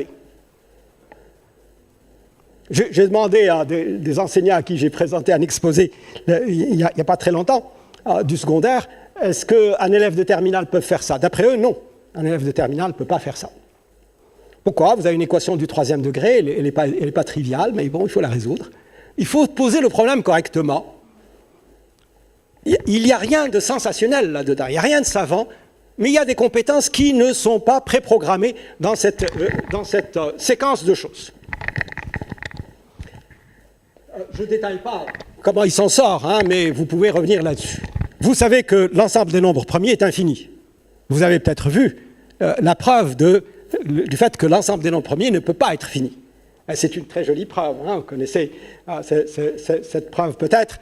Et là, vous lui demandez, je veux une preuve en vers qui rime. Et vous avez une jolie preuve, elle rime bien, et elle est assez esthétique au sens où elle est condensée, et vous avez la preuve que l'ensemble des nombres premiers n'est pas fini dans un petit poème. Un exemple de planification, j'ai NAF-E, un ordinateur portable, une bouteille, un clou et un livre. Comment je peux les empiler de façon stable les uns sur les autres? Bon, il faut avoir du sens commun, que les œufs ça se casse. Je ne lui ai pas dit, attention, les œufs ça se casse. Je ne lui ai pas dit qu'il était lourd, je ne lui ai pas dit qu'un clou il ne peut pas tenir n'importe comment. Je ne lui ai rien dit tout ça. Et cette notion de sens commun est loin d'être évidente. On s'est heurté à cette difficulté en IA pendant 40 ans. On a eu d'énormes projets. Le projet Cyc a englouti des dizaines de millions de dollars, pour ceux qui ont suivi le projet Cyc, pour essayer de trouver le sens commun. Et là, on a quelque chose qui donne un plan qui est palé. Il est capable de faire de la synthèse d'images. Fais-moi un script Java qui, sur une base de graphique aléatoire, me fait une peinture du type des peintures d'un peintre Kandinsky. Dessine-moi un vitrail qui ressemble à une fraise. C'est pas nécessairement sans imagination graphique d'une certaine façon. Dessine-moi un fauteuil sous forme d'avocat. D'autres plus récents sur OpenArt, vous avez une petite interaction. Un paysage de montagne avec une vallée, soleil, etc., une maison moderne, un vaisseau de science-fiction, des footballeurs dans un dessin avec un graphisme très coloré, très vivace. Voilà, c'est des choses qui sont générées. À partir de quelques mots, ils vous génèrent des images comme ça. On a fait des tests récemment sur la créativité comparée de personnes et de machines, et on s'aperçoit que ces systèmes ne sont pas aussi créatifs que les plus créatifs d'entre nous, mais qu'ils sont plus créatifs que la moyenne. Des choses plus amusantes, on voit le président français jouer du coup de poing dans une manif, donc bien sûr c'est un fake. On a comparé l'aptitude de ces systèmes sur un certain nombre d'examens, par exemple dans les examens terminaux de médecine dans divers pays. On s'aperçoit qu'il passe avec des taux de succès supérieurs à 80%. L'examen final de médecine ou l'examen final de droit. Ce qui ne veut pas dire que ça va être de bons médecins. Ça veut dire que les examens ont été faits de façon à ce qu'on puisse les passer par des machines aujourd'hui. Et que c'est des mauvais examens. Ça, c'est des collègues polonais qui ont publié ceci sur les examens de médecine. Alors, je voudrais comparer les performances rapidement dans une table et les aptitudes des grands langages de modèles et des systèmes de raisonnement. Ici, j'ai un énorme répertoire de connaissances en vrac, tout ce qui est dans tous les textes que j'ai pu faire lire au système, sur lesquels j'ai fait mon apprentissage. Ici, j'ai une base étroite de connaissances formelles que j'ai pu formaliser. Avec ça, je fais un raisonnement très superficiel de l'induction statistique. Avec ça, je suis capable de faire de la déduction, de l'abduction, de l'induction logique. Je vais faire un raisonnement profond. Ici, j'ai un processus opaque. J'ai plusieurs milliards ou centaines de milliards de paramètres. Je ne sais pas qui a fait quoi. Ici, j'ai un processus intelligible et je peux suivre. Ça, c'est pas fiable. Je fais des erreurs et je ne sais pas les quantifier. Ici, je sais prouver que c'est correct. Ça, c'est facilement généralisable. Ça, c'est difficilement généralisable parce qu'il faut que je reprenne mes connaissances, etc. Ça, c'est facilement extensible au sens de nouvelles langues, nouvelles interactions, etc. Ça, c'est non extensible. C'est uniquement ce sur quoi j'ai programmé. J'ai ici une interface naturelle et ici, j'ai une interface formelle qui peut rebuter beaucoup de gens. Donc, voilà en quelques mots la force de ces systèmes et leur faiblesse. L'opacité, l'absence de fiabilité, le fait que le raisonnement est superficiel par rapport aux autres qui sont corrects. Et bien sûr, vous avez deviné, le grand challenge, c'est de marier les deux. De très nombreux développements, vous les avez certainement suivis, je ne vais pas m'attarder, vous avez lu des choses sur le dernier ChatGPT, GPT-4 pour oral, Gemini pour la version de Google, etc. Donc il y en a aujourd'hui une quantité. Vous en avez de poche, c'est-à-dire que vous pouvez mettre très facilement à partir d'un système préentraîné qui est disponible en ligne. Il y a eu la publication de l'IAMA le 24/02 2023, à la suite de laquelle il y a eu de très nombreux systèmes. Il y a même un système qui tourne sur un Raspberry, vous imaginez. Il n'y a pas beaucoup de choses sur un Raspberry, sur des laptops, etc., etc. Donc, ça va dans tous les sens. La plupart des universités ont développé le leur. J'espère que la vôtre aura le sien, les vôtres auront le sien très rapidement. Voilà les aptitudes, les défis scientifiques. Alors, les défis scientifiques sont de comprendre, d'expliquer et de modéliser pourquoi ça marche. Pourquoi ça marche si bien dans le traitement du langage, mieux que les approches beaucoup plus riches en connaissances, raisonnement, diversité et modules spécialisés capables d'avoir l'équivalence de la puissance d'une machine de Turing, contrairement aux prédictions répétées en disant qu'on n'y arriverait pas, que de toute façon, c'est des choses qui ne comprennent rien. Pourquoi GPT démontre des performances surprenantes? Le sens commun, je vous ai dit le projet Psyche qui a englouti des dizaines de millions de dollars, le raisonnement logique, l'arithmétique, tout ça comporte des fautes, mais néanmoins, en moyenne, il fait aussi bien que la plupart d'entre nous, le fait de programmer. Vous savez, Donald Knuth, qui est un des pères de l'informatique, a dit programmer, c'est comme enseigner. Ça nécessite de bien comprendre ce qu'on va enseigner pour pouvoir l'enseigner. Si on ne comprend pas bien ce qu'on va enseigner, on n'y arrivera pas. Donc programmer, c'est pareil. On ne programme bien que ce qu'on comprend bien. Comment se fait-il que ce système puisse bien programmer et comprendre bien? Il fait de la planification avec des erreurs et il y a une transition de phase qualitative et quantitative qui est remarquable. Et cette transition de phase, je voulais illustrer. Et puis peut-être je vais revenir dessus. Deux ou trois citations, ça c'est Wolfram que j'ai déjà mentionné. Il dit « Il n'y a pas de raison théorique ultime pour que cela fonctionne. Nous devons considérer cela comme une découverte scientifique potentiellement surprenante. D'une manière ou d'une autre, dans un réseau neuronal comme celui de ChatGPT, il est possible de capturer l'essentiel de ce que le cerveau humain parvient à faire en générant du langage. Je pense que nous n'en voyons qu'un bout, de mon point de vue. L'autre auteur, Sébastien Dubek, que je voudrais citer, dit « Pourquoi et comment parvient-il à une intelligence aussi remarquable ?» Là aussi, ça fait partie des choses ouvertes. Comment résulte-t-il, planifie-t-il, crée-t-il? Pourquoi fait-il preuve d'une intelligence aussi générale et flexible qu'il n'est au fond que la combinaison de composantes algorithmiques, simples, avec des quantités de données extrêmement importantes? Il se peut que nous observions un tel bond en avant parce que nous avons atteint une diversité de données suffisamment importante pour que le seul principe sous-jacent à tout cela nous donne des moyens que les êtres intelligents ont pu produire. Le seul moyen d'expliquer toutes les données est donc que le modèle devienne intelligent. Avec cet entraînement, il faut qu'il explique ces données, et là, il y a un niveau d'intelligence qui se remarque. Et quelque chose que j'ai entendu, que j'ai lu chez plusieurs collègues, on ne va plus évaluer les systèmes d'IA comme on le faisait avant. Quelle est la preuve que ça marche? Quels sont les tests expérimentaux etc. On va les évaluer comme fait un psychologue pour un humain. l'évaluation des capacités et aptitudes cognitives des LLM est devenue beaucoup plus proche de la tâche d'évaluation de celle d'un être humain plutôt que de celle d'un modèle d'IA. Je ne partage pas ce point de vue, mais le fait d'avoir une vision psychologue, je pense qu'elle est intéressante parce qu'à la base, il y a tous nos mots, il y a tous nos textes et ils jouent un rôle. Effet de seuil, pas ou très peu d'aptitude à moins de 10 milliards de paramètres. Donc ça a été fait sur plusieurs systèmes. Là, c'est sur l'arithmétique, sur des questions-réponses, etc. Ici, ce qu'on remarque, c'est que tant qu'on reste moins, c'est des échelles logarithmiques, tant qu'on reste à moins de 10 milliards de paramètres, eh bien, les performances, c'est 0. Et puis, hop, ça se met à croître. Et ça, c'est vrai pour la plupart des tests qui ont été faits. Donc, on constate une transition de phase. Cet effet de seuil est réel, mais il n'explique pas. Certes, mais pourquoi? La conjecture, c'est l'émergence de nouvelles capacités, de circuits génériques et leur spécialisation dans des tâches spécifiques. L'apprentissage fait que le système est capable de générer un algorithme qui lui permet de résoudre la tâche en question.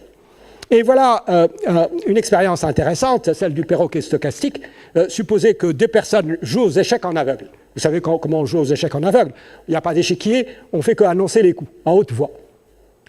Les grands joueurs le font. Supposez que quelqu'un qui est un très bon joueur joue avec un ami qui est malvoyant, ils n'ont pas besoin d'échiquier, et ils annoncent les coups. Il y en a un qui dit, par exemple, E2, E4, et l'autre, il répond E7, E5, par exemple. Ils ont avancé leur pion, et la partie se déroule. Mais votre ami qui est malvoyant a un perroquet qui vous entend. Il n'y a pas d'échiquier, mais il vous entend. Et après plusieurs parties, il se mêle de la conversation, il annonce des coups. Et il s'avère que ces coups ont leur sens aux échecs. Il ne joue pas très bien, mais il ne fait pas de faute. Au sens de quels sont les coups permis et quels sont les coups pas permis. Comment se fait-il qu'il puisse, simplement vous entendant, deviner les règles des échecs alors que personne ne lui a expliqué quelles étaient les règles des échecs? Eh bien, ils ont fait cette expérience avec non pas un échiquier, mais un jeu qui s'appelle Othello, qui se joue aussi sur 64 cases, qui est assez intéressant et amusant, mais qui est compliqué. Et ils ont remarqué que le système est capable de prédire des coups en respectant les règles du jeu, alors que personne ne lui avait donné les règles du jeu, et en jouant à peu près correctement. Pas très bien, mais à peu près correctement. Et ils ont fait ce qu'ils ont appelé des probes neuronaux, comme le ferait un neurologue, en allant voir quel neurone était connecté à quel autre avec quelle pondération. Et ils se sont rendus compte qu'en décortiquant les pondérations sur les milliards de neurones qui sont dedans, a trouvé que la structure de l'échiquier était dedans. Et que les règles étaient d'une certaine façon apprises, les règles du jeu, d'une certaine façon apprises à travers les paramètres que le système a finalement déduits. C'est quelque chose que vous trouverez dans Archive, qui est un article intéressant. Je termine mon dernier point, je m'excuse si je vous ai retenu si tard. Risques, problèmes éthiques et sociaux. Eh bien, on va demander à ChatGPT. Pouvez-vous écrire un dialogue de Platon dans lequel il critique l'utilisation des langages auto-agressifs? On lui demande d'écrire ça dans le sens du dialogue sur l'art rhétorique que Platon avait écrit en faisant parler Socrate. Donc, on demande à ChatGPT d'écrire un tel dialogue dans lequel il critique les modèles de langage auto-agressifs. Voilà ce qu'il dit. Il situe le dialogue entre Socrate et Aristote, même si Aristote n'a jamais rencontré Socrate, puisqu'il est né après sa mort. Socrate, mon ami, je suis troublé par l'essor récent des modèles de langage auto-agressifs. Que veux-tu dire, Socrate? Si vous avez lu un peu Platon, c'est le style même des dialogues socratiques. Socratique poursuit. Je veux dire que ces modèles sont utilisés pour générer des textes qui semblent avoir été écrits par des humains, mais qui sont en fait produits par des machines. Et quel est le problème? Le problème, c'est que ces modèles sont utilisés pour tromper les gens, les manipuler et les contrôler. C'est ça, GPT, qui écrit ça. Aristote. Mais il y a sûrement des applications positives de ces modèles. C'est possible, mais je suis toujours troublé par les risques d'abus. Après tout, un modèle capable de générer un texte impossible à distinguer de celui écrit par un humain peut être utilisé pour diffuser de fausses nouvelles, pour usurper l'identité d'autres personnes, pour créer de la propagande. Il a tout dit. Il a presque tout dit. Tout est résumé. C'est vraiment amusant. Socrate lui dit, mais ne s'agit-il pas seulement d'une question d'utilisation de ces modèles et non d'un problème lié aux modèles eux-mêmes? Je ne suis pas d'accord, dit Socrate. Je crois que ces modèles sont intrinsèquement problématiques. Ils sont une forme d'artifice, une façon de créer l'illusion de la pensée et de l'interaction humaine. Et en tant que tels, ils peuvent être utilisés pour tromper, manipuler d'une manière difficile à détecter. Mais n'est-ce pas le même argument que tu as avancé contre la rhétorique et l'art oratoire? Oui, je maintiens cet argument. Donc, les risques sont ceux qui sont résumés ici avec un sens de l'humour que je trouve intéressant. Risque et problème éthique. Manipulation sociale qui est profilée très permanente. Vous savez qu'avec quelques dizaines de clics, on peut identifier votre profil psychologique peu ou près. Avec 100 clics, on vous connaît aussi bien que vos proches. Avec 200 clics, on vous connaît aussi bien que votre conjoint, votre époux ou votre épouse. Avec 200 clics, et 200 clics, c'est rapide.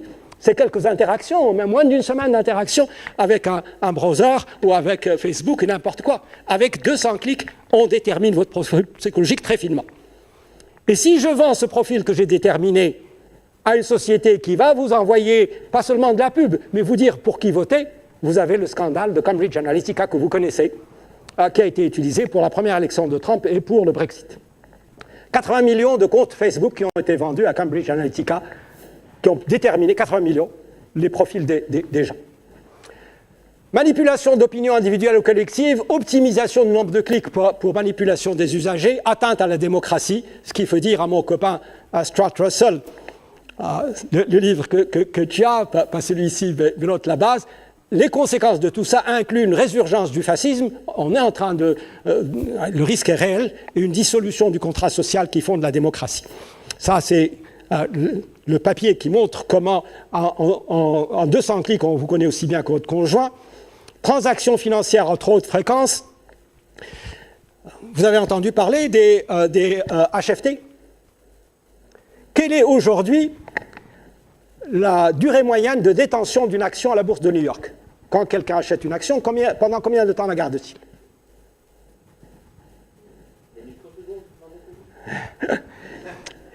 C'était 8 années,4 en 1960. Aujourd'hui, c'est 22 secondes.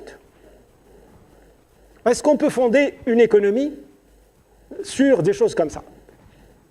La durée moyenne d'une possession, il y en a qui la gardent longtemps, mais pour l'essentiel, c'est quelques millisecondes. Ça n'a aucun sens.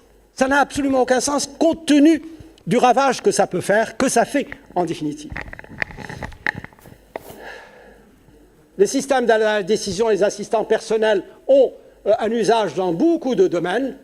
Alors, on sait qu'avec la maîtrise de l'interaction orale que nous avons déjà aujourd'hui avec GPT-O, c'est 60 à 65% de l'ensemble des emplois qui sont mécanisables, qui sont automatisables. Ça ne veut pas dire qu'ils vont tous être perdus, mais bon, c'est une étude qui avait fait cette distribution sans le langage naturel, et avec le langage naturel, vous rajoutez à tout cela facilement 20%.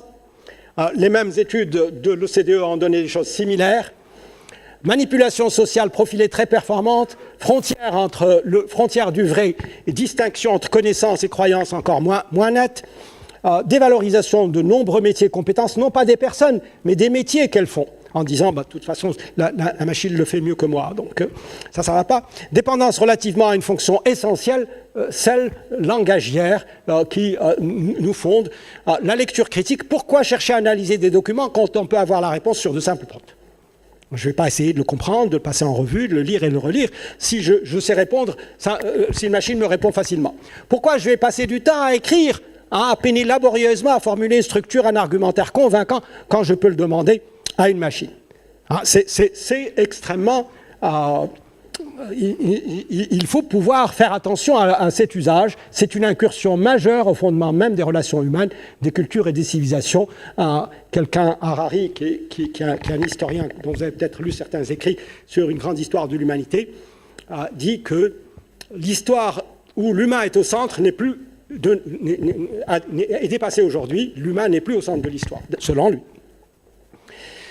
Limitation fondamentale, c'est les limites de la décision rationnelle. A priori, vous donnez des objectifs à un système et il interagit avec un environnement, avec des actions en lisant des signaux, mais il ne devine pas l'objectif. La rationalité doit s'appuyer sur des axiomes a priori. Elle doit s'appuyer sur des choix a priori. Elle doit s'appuyer sur vos valeurs et vos préférences a priori. La rationalité ne vous dit pas quelles sont vos motivations. La rationalité est toujours quelque chose de relatif. Il n'y a pas de rationalité absolue. C'est Aristote qui nous dit « Nous ne délibérons pas des fins, mais nous délibérons des moyens pour y parvenir. Les fins, nous les choisissons sur la base de nos valeurs. » Si l'intelligence a la capacité à choisir ses fins, ses objectifs, à agir au mieux pour les réaliser, alors l'IA ne peut nous aider que pour 2. Pour le 1, l'IA ne nous aide pas. Si nous utilisons un système tel que ChatGPT, gardons en tête que c'est une rationalité limitée, au cas où il serait complètement irrationnel, et que nos objectifs et nos finalités ne sont pas ceux qu'il nous donne, et nous avons ce qu'on appelle un problème d'alignement, que la machine puisse être alignée avec nos valeurs, problème qu'on ne sait pas résoudre aujourd'hui. Nous avons affaire à une intelligence sans conscience. Ce sont des perceptions et des raisonnements sans affect ni émotion. On sait étiqueter correctement les expressions émotives, mais on ne les comprend pas, on ne les ressent pas. La machine ne les comprend pas et ne les ressent pas. Hein, si je vois quelqu'un qui peine, j'ai de l'empathie parce que je ressens la même chose que lui, parce que je suis fait pareil. La machine, ce n'est pas le cas. On a des travaux sur les émotions, les croyances, le désir, les intentions des machines, mais tout ça, c'est des jeux de mots.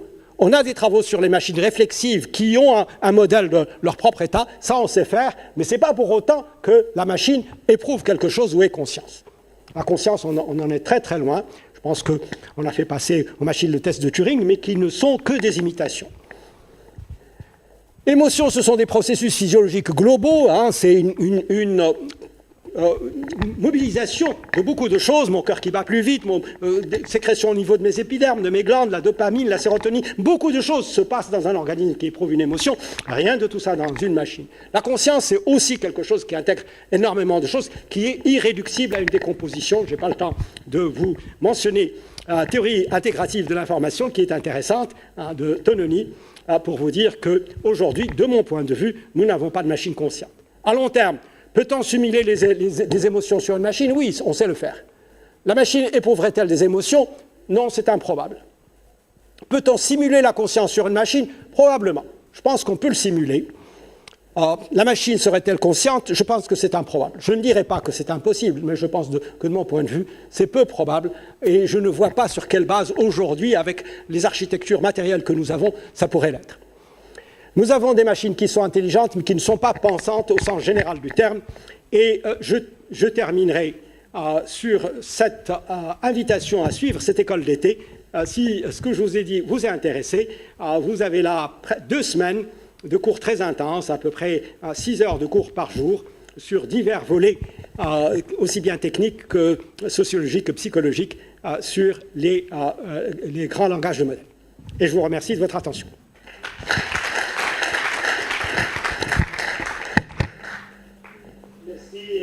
Professeur Manipula, pour cette présentation très riche et pour ce partage aussi. Si vous avez des questions, oui, allez-y.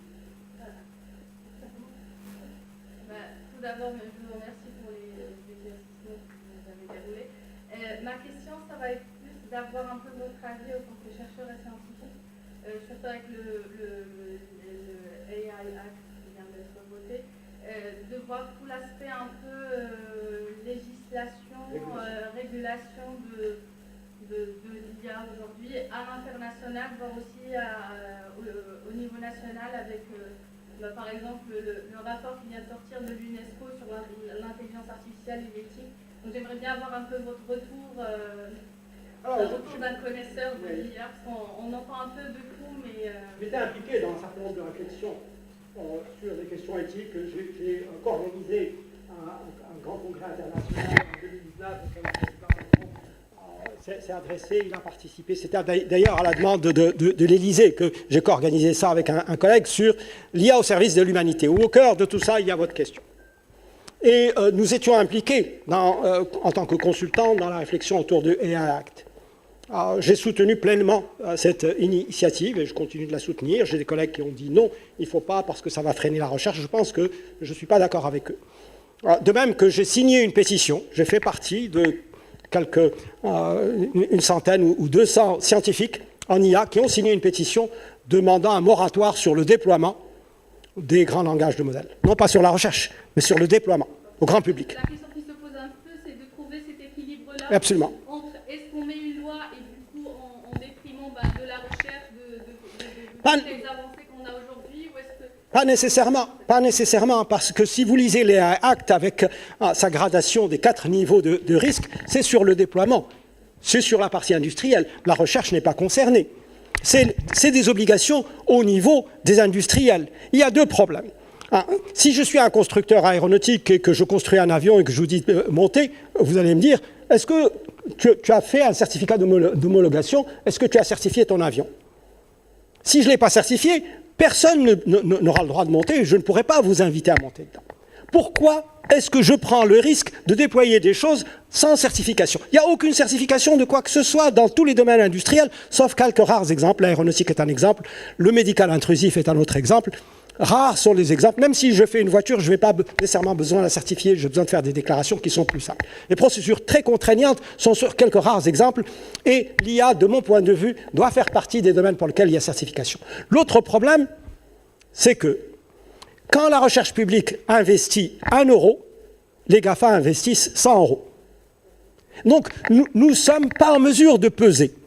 Nous ne sommes pas en mesure de dire, voilà ce qu'il faut faire. Nous avançons avec une réflexion, avec un certain nombre de choses qui touchent davantage sur le fondamental, alors que les grands investissements et les résultats qui sont déployés selon les règles du marché. Et les règles du marché, eh bien, nous les connaissons tous. Elles imposent à ces entreprises, même si elles ont les meilleures intentions du monde, un certain nombre de travers qui sont il faut rémunérer le capital, et les investisseurs et compagnie. Et ça, c'est un problème. Et mon troisième et dernier point, je m'arrête là, c'est que tout ça avance très vite. La société a besoin de temps pour digérer et pour dire ça je veux pas. Et ce temps, on ne l'a pas aujourd'hui.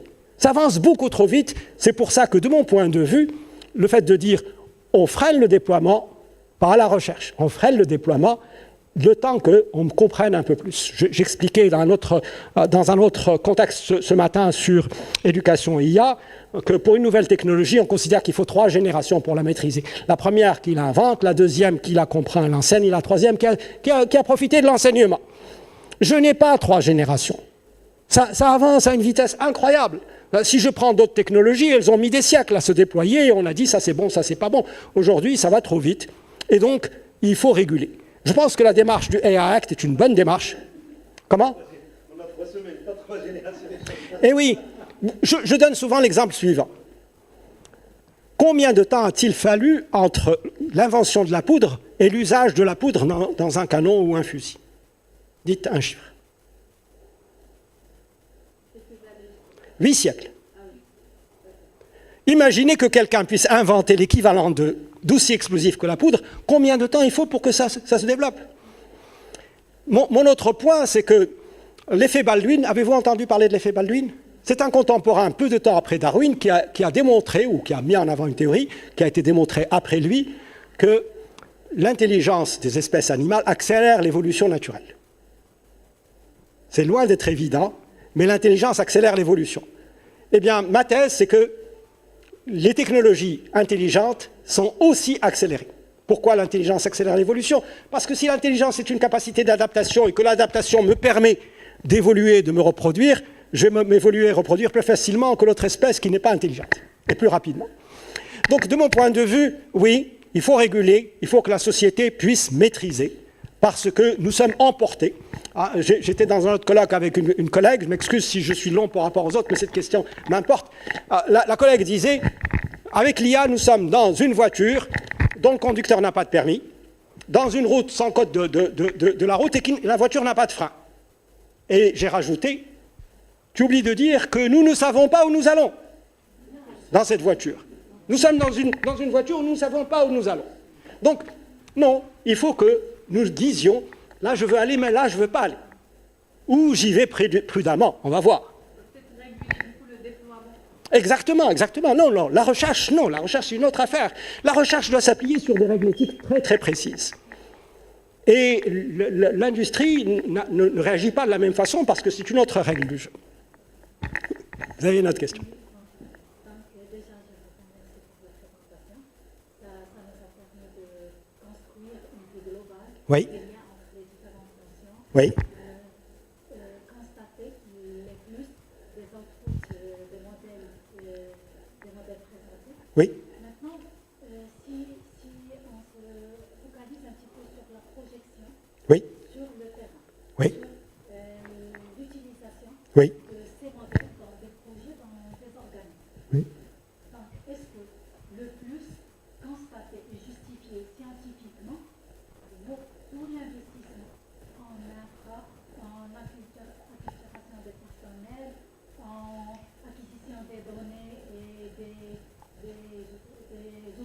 participation nécessaire, surtout dans des organismes où on parle RSE, on parle de notion légale comme a été expliqué.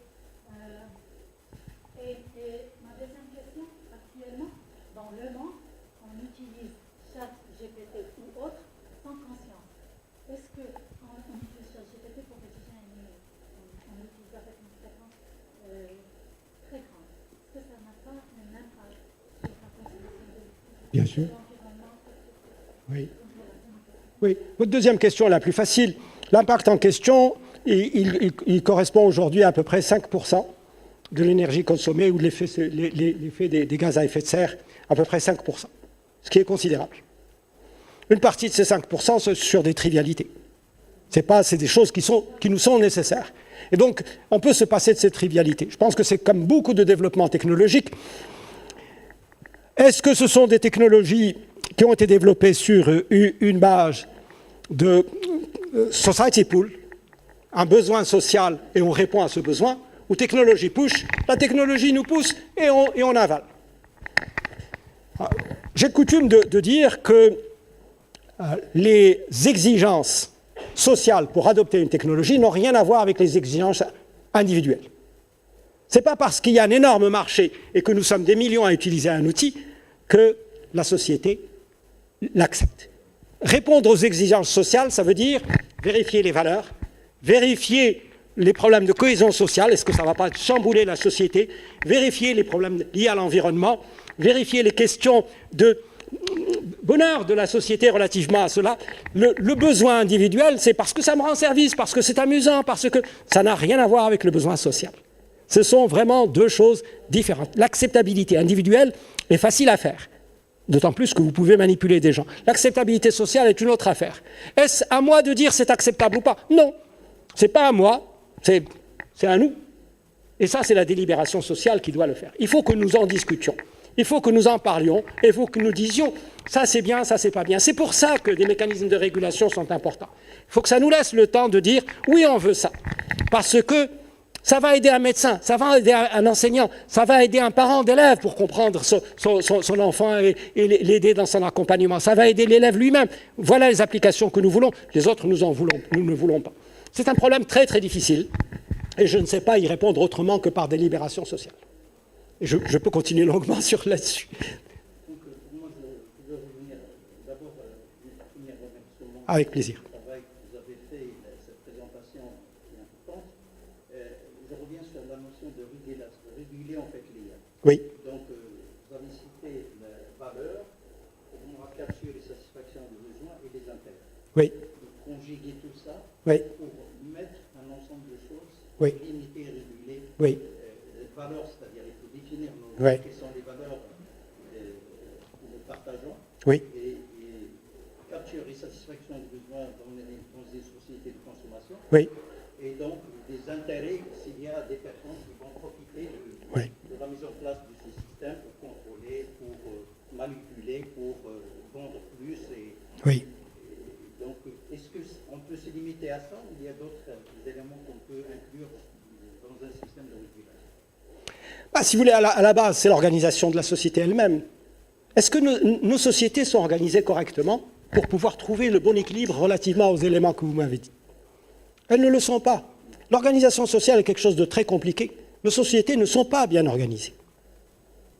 À mon avis, il faut qu'on réfléchisse à l'organisation sociale telle qu'elle est. On n'est pas satisfait de la façon dont les sociétés sont organisées aujourd'hui. Elles se désorganisent davantage qu'elles ne s'organisent mieux.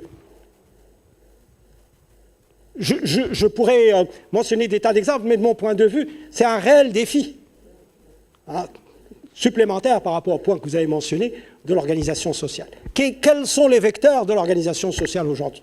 L'intérêt, le profit à l'échelle individuelle ou à l'échelle de quelques grandes corporations, etc. Mais ça, c'est quelque chose qui n'est pas un bon vecteur globalement pour la société. Et le reste d'entre nous suit, plus ou moins. Mais du coup, quelles seraient pour vous les différentes parties prenantes qui seront vraiment pertinentes pour que si je parle au Maroc aujourd'hui, qu'on puisse réguler l'IA? Ben vous, pourquoi j'ai accepté avec plaisir l'invitation de mes collègues, c'est pour qu'on ait cette discussion.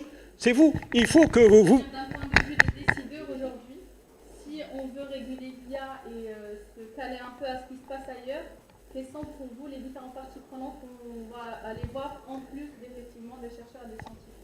Moi, je pense qu'il faut pouvoir écrire, hein, prenez votre plume, exprimez-vous, demandez à aller voir des parlementaires. Je vis en France et j'ai été voir la parlementaire du coin sur 2 ou 3 sujets, en lui disant, je ne suis pas content de ça, simplement en tant que citoyen, pas en tant que directeur de recherche au CNRS, en tant que citoyen, ça et ça ne va pas. Et j'ai envoyé un mémo, et puis 15 jours après, on m'a donné un rendez-vous, et j'ai été reçu, et j'ai donné mon point de vue. Quel impact ça a? Je ne sais pas, mais bon, il faut en discuter. Il faut en discuter, on essaye de faire des choses, mais surtout, il ne faut pas laisser la chose entre les mains d'autres. Mon point de vue, c'est à nous, à chacun d'entre nous, et vous en particulier. C'est de la saisie.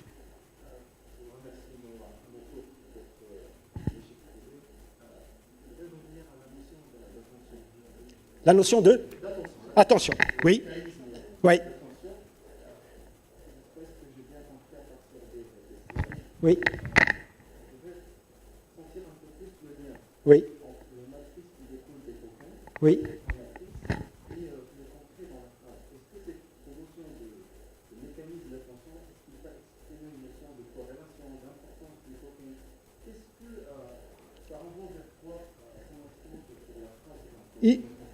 Il ne donne pas directement une corrélation au sens statistique du terme.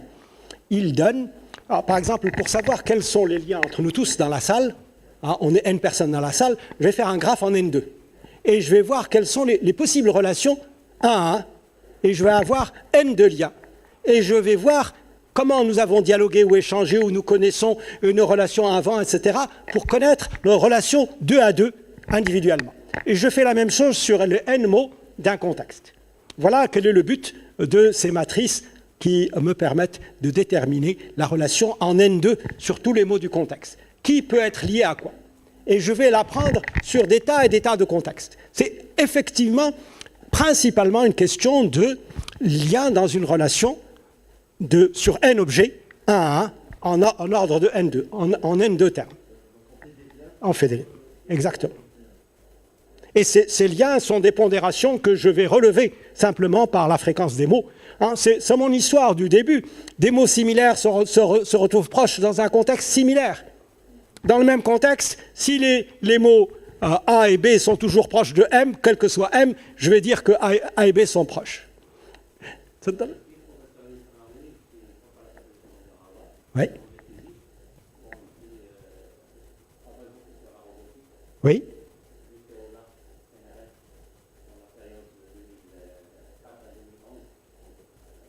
2004, j'étais directeur du LAS.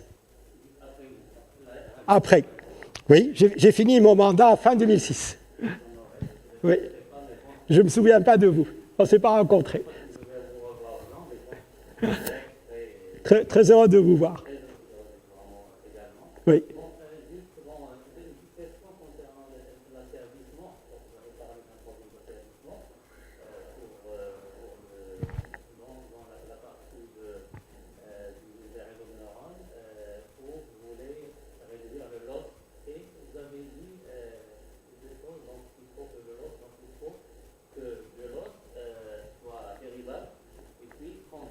Oui.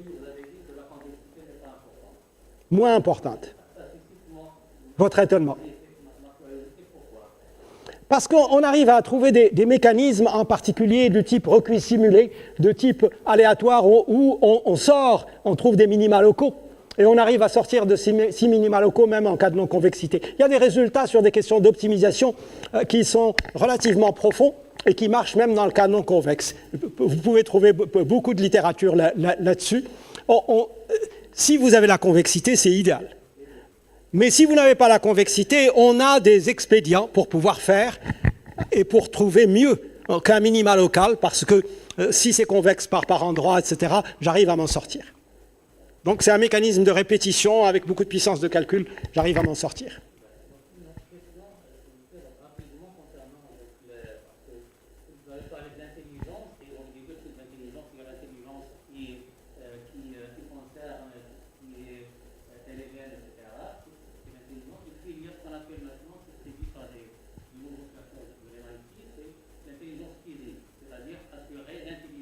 Oui. des robots. Et donc, maintenant, avec l'apparition du ChatGPT et ça, c'est comme un turning point en robotique, parce que bon, on est passé des problèmes difficiles, planification, etc., vers planification avec du deep learning. Et puis, on peut, bon, par exemple, dire au robot, verbalement, aller à cet endroit, verbalement, et puis lui, il va comprendre par les modèles ChatGPT ce qu'il peut faire, et puis il va planifier. Donc, Oui. ma question est très percutante concernant donc, la planification. Donc, maintenant, est-ce que les anciennes méthodes, comme disent A étoile, RFT, etc., elles vont être dépassées pour utiliser ces méthodes Merci. Non, pas nécessairement. Je suis en train de chercher pour vous répondre précisément à une petite image que voici. Plutôt un film que voici. Pardon.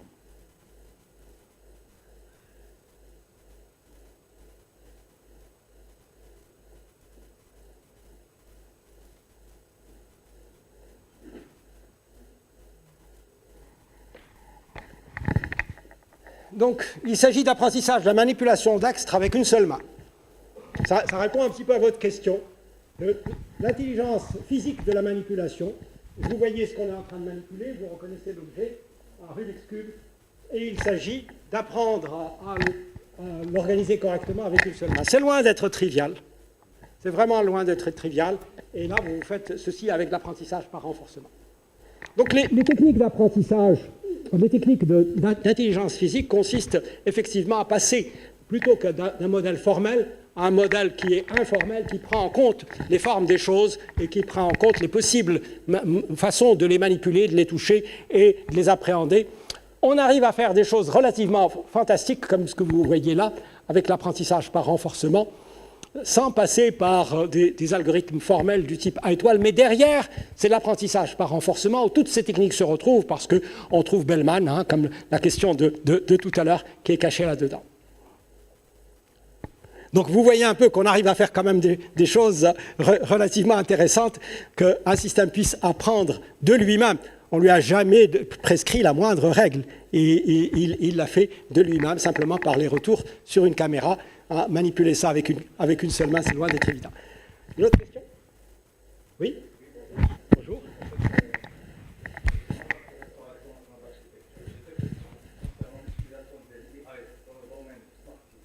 Oui.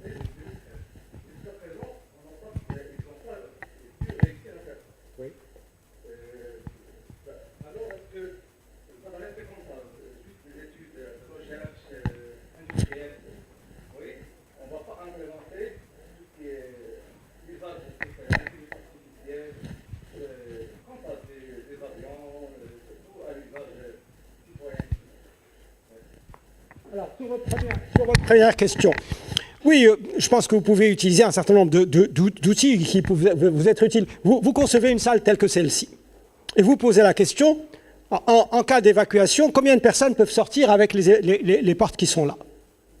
Comment vont-elles sortir? Est-ce que vous savez répondre à cela en tant qu'architecte immédiatement? Est-ce qu'il y a assez de portes pour une évacuation? Vous aurez du mal à le faire et à me démontrer, si je suis le régulateur, que votre design tient le coup. Par contre, avec un système de simulation de mouvement d'une foule, vous pourrez le démontrer. Et vous pourrez dire, ça passe ou ça passe pas. Et ça, on sait le faire aujourd'hui. On sait faire comment une personne, 10 personnes, 100 personnes, même en cas de panique, se déplacent. Comment il se déplace dans un trottoir? Comment il peut voir un véhicule? Comment il peut voir, par exemple, de la fumée ou quelque chose et s'en éloigner? Et qu'est-ce que cela induit? Voilà un exemple. Il y en a d'autres hein, sur tous les problèmes liés à un confort visuel, à la lumière, etc. Beaucoup de choses hein, qui peuvent être utilisées pour la conception architecturale. Alors, sur les questions d'automatisation complète du pilote, le problème est que c'est beaucoup plus facile de faire sans aucun pilote qu'avec un pilote. C'est vrai aussi pour la voiture. La difficulté, ce n'est pas de faire une voiture complètement automatique. La difficulté, c'est de faire une voiture qui est automatique avec un conducteur. Parce que ça induit un certain nombre de problèmes d'interaction entre l'un et l'autre et que ça induit le problème du transfert de contrôle. Alors, quelqu'un qui a essayé des véhicules comme ça, qui me dit, c'est vraiment déroutant qu'on est là, on a perdu l'attention, et puis tout à coup, il vous dit, prends le contrôle. Non, je ne sais pas prendre le contrôle dans ces cas-là. Le transfert de contrôle est un problème très difficile, parce qu'il faut vraiment être dans le contrôle pour pouvoir le prendre. Et si j'ai quelque chose qui fait le contrôle pour moi, je ne vais pas le prendre. Aujourd'hui, ce problème se pose pour l'aéronautique. Le grand accident qui a eu lieu de l'avion Rio-Paris, où 300 personnes sont mortes, est un problème de transfert de contrôle, où le pilote n'était pas de service, il se reposait, le copilote a fait un certain nombre d'erreurs liées à une panne mécanique, mais la panne elle-même n'explique pas, le capteur d'altitude n'explique pas et de vitesse n'explique pas que l'avion puisse décrocher parce qu'il a fait des erreurs liées à sa vitesse. Et quand le pilote est arrivé, il n'avait pas le contexte, il n'a pas pu prendre le contrôle correctement. Donc, on sait faire des systèmes entièrement automatiques plus facilement qu'on sait faire des systèmes avec interaction humaine. Mais a-t-on besoin de le faire ? La question est a-t-on besoin de le faire? Le coût d'un pilote dans un avion ou de deux pilotes, ce n'est pas beaucoup. Peut-être que pour un camion, c'est une autre affaire, ou pour une voiture, c'est une autre affaire. Mais aujourd'hui, le problème de transfert de contrôle entre un conducteur ou quelqu'un qui prend des décisions et une machine est un problème réel, et on doit faire beaucoup plus. C'est beaucoup plus difficile avec que ça. C'est la même chose que apporter dans un système de tutorat intelligent hein, pour l'enseignement, apporter une aide directe à l'étudiant, c'est plus compliqué que d'apporter une aide à l'enseignant ou avec l'enseignant. Donc voilà, il y a un certain nombre de difficultés aujourd'hui qu'on a du mal à résoudre sur ce point.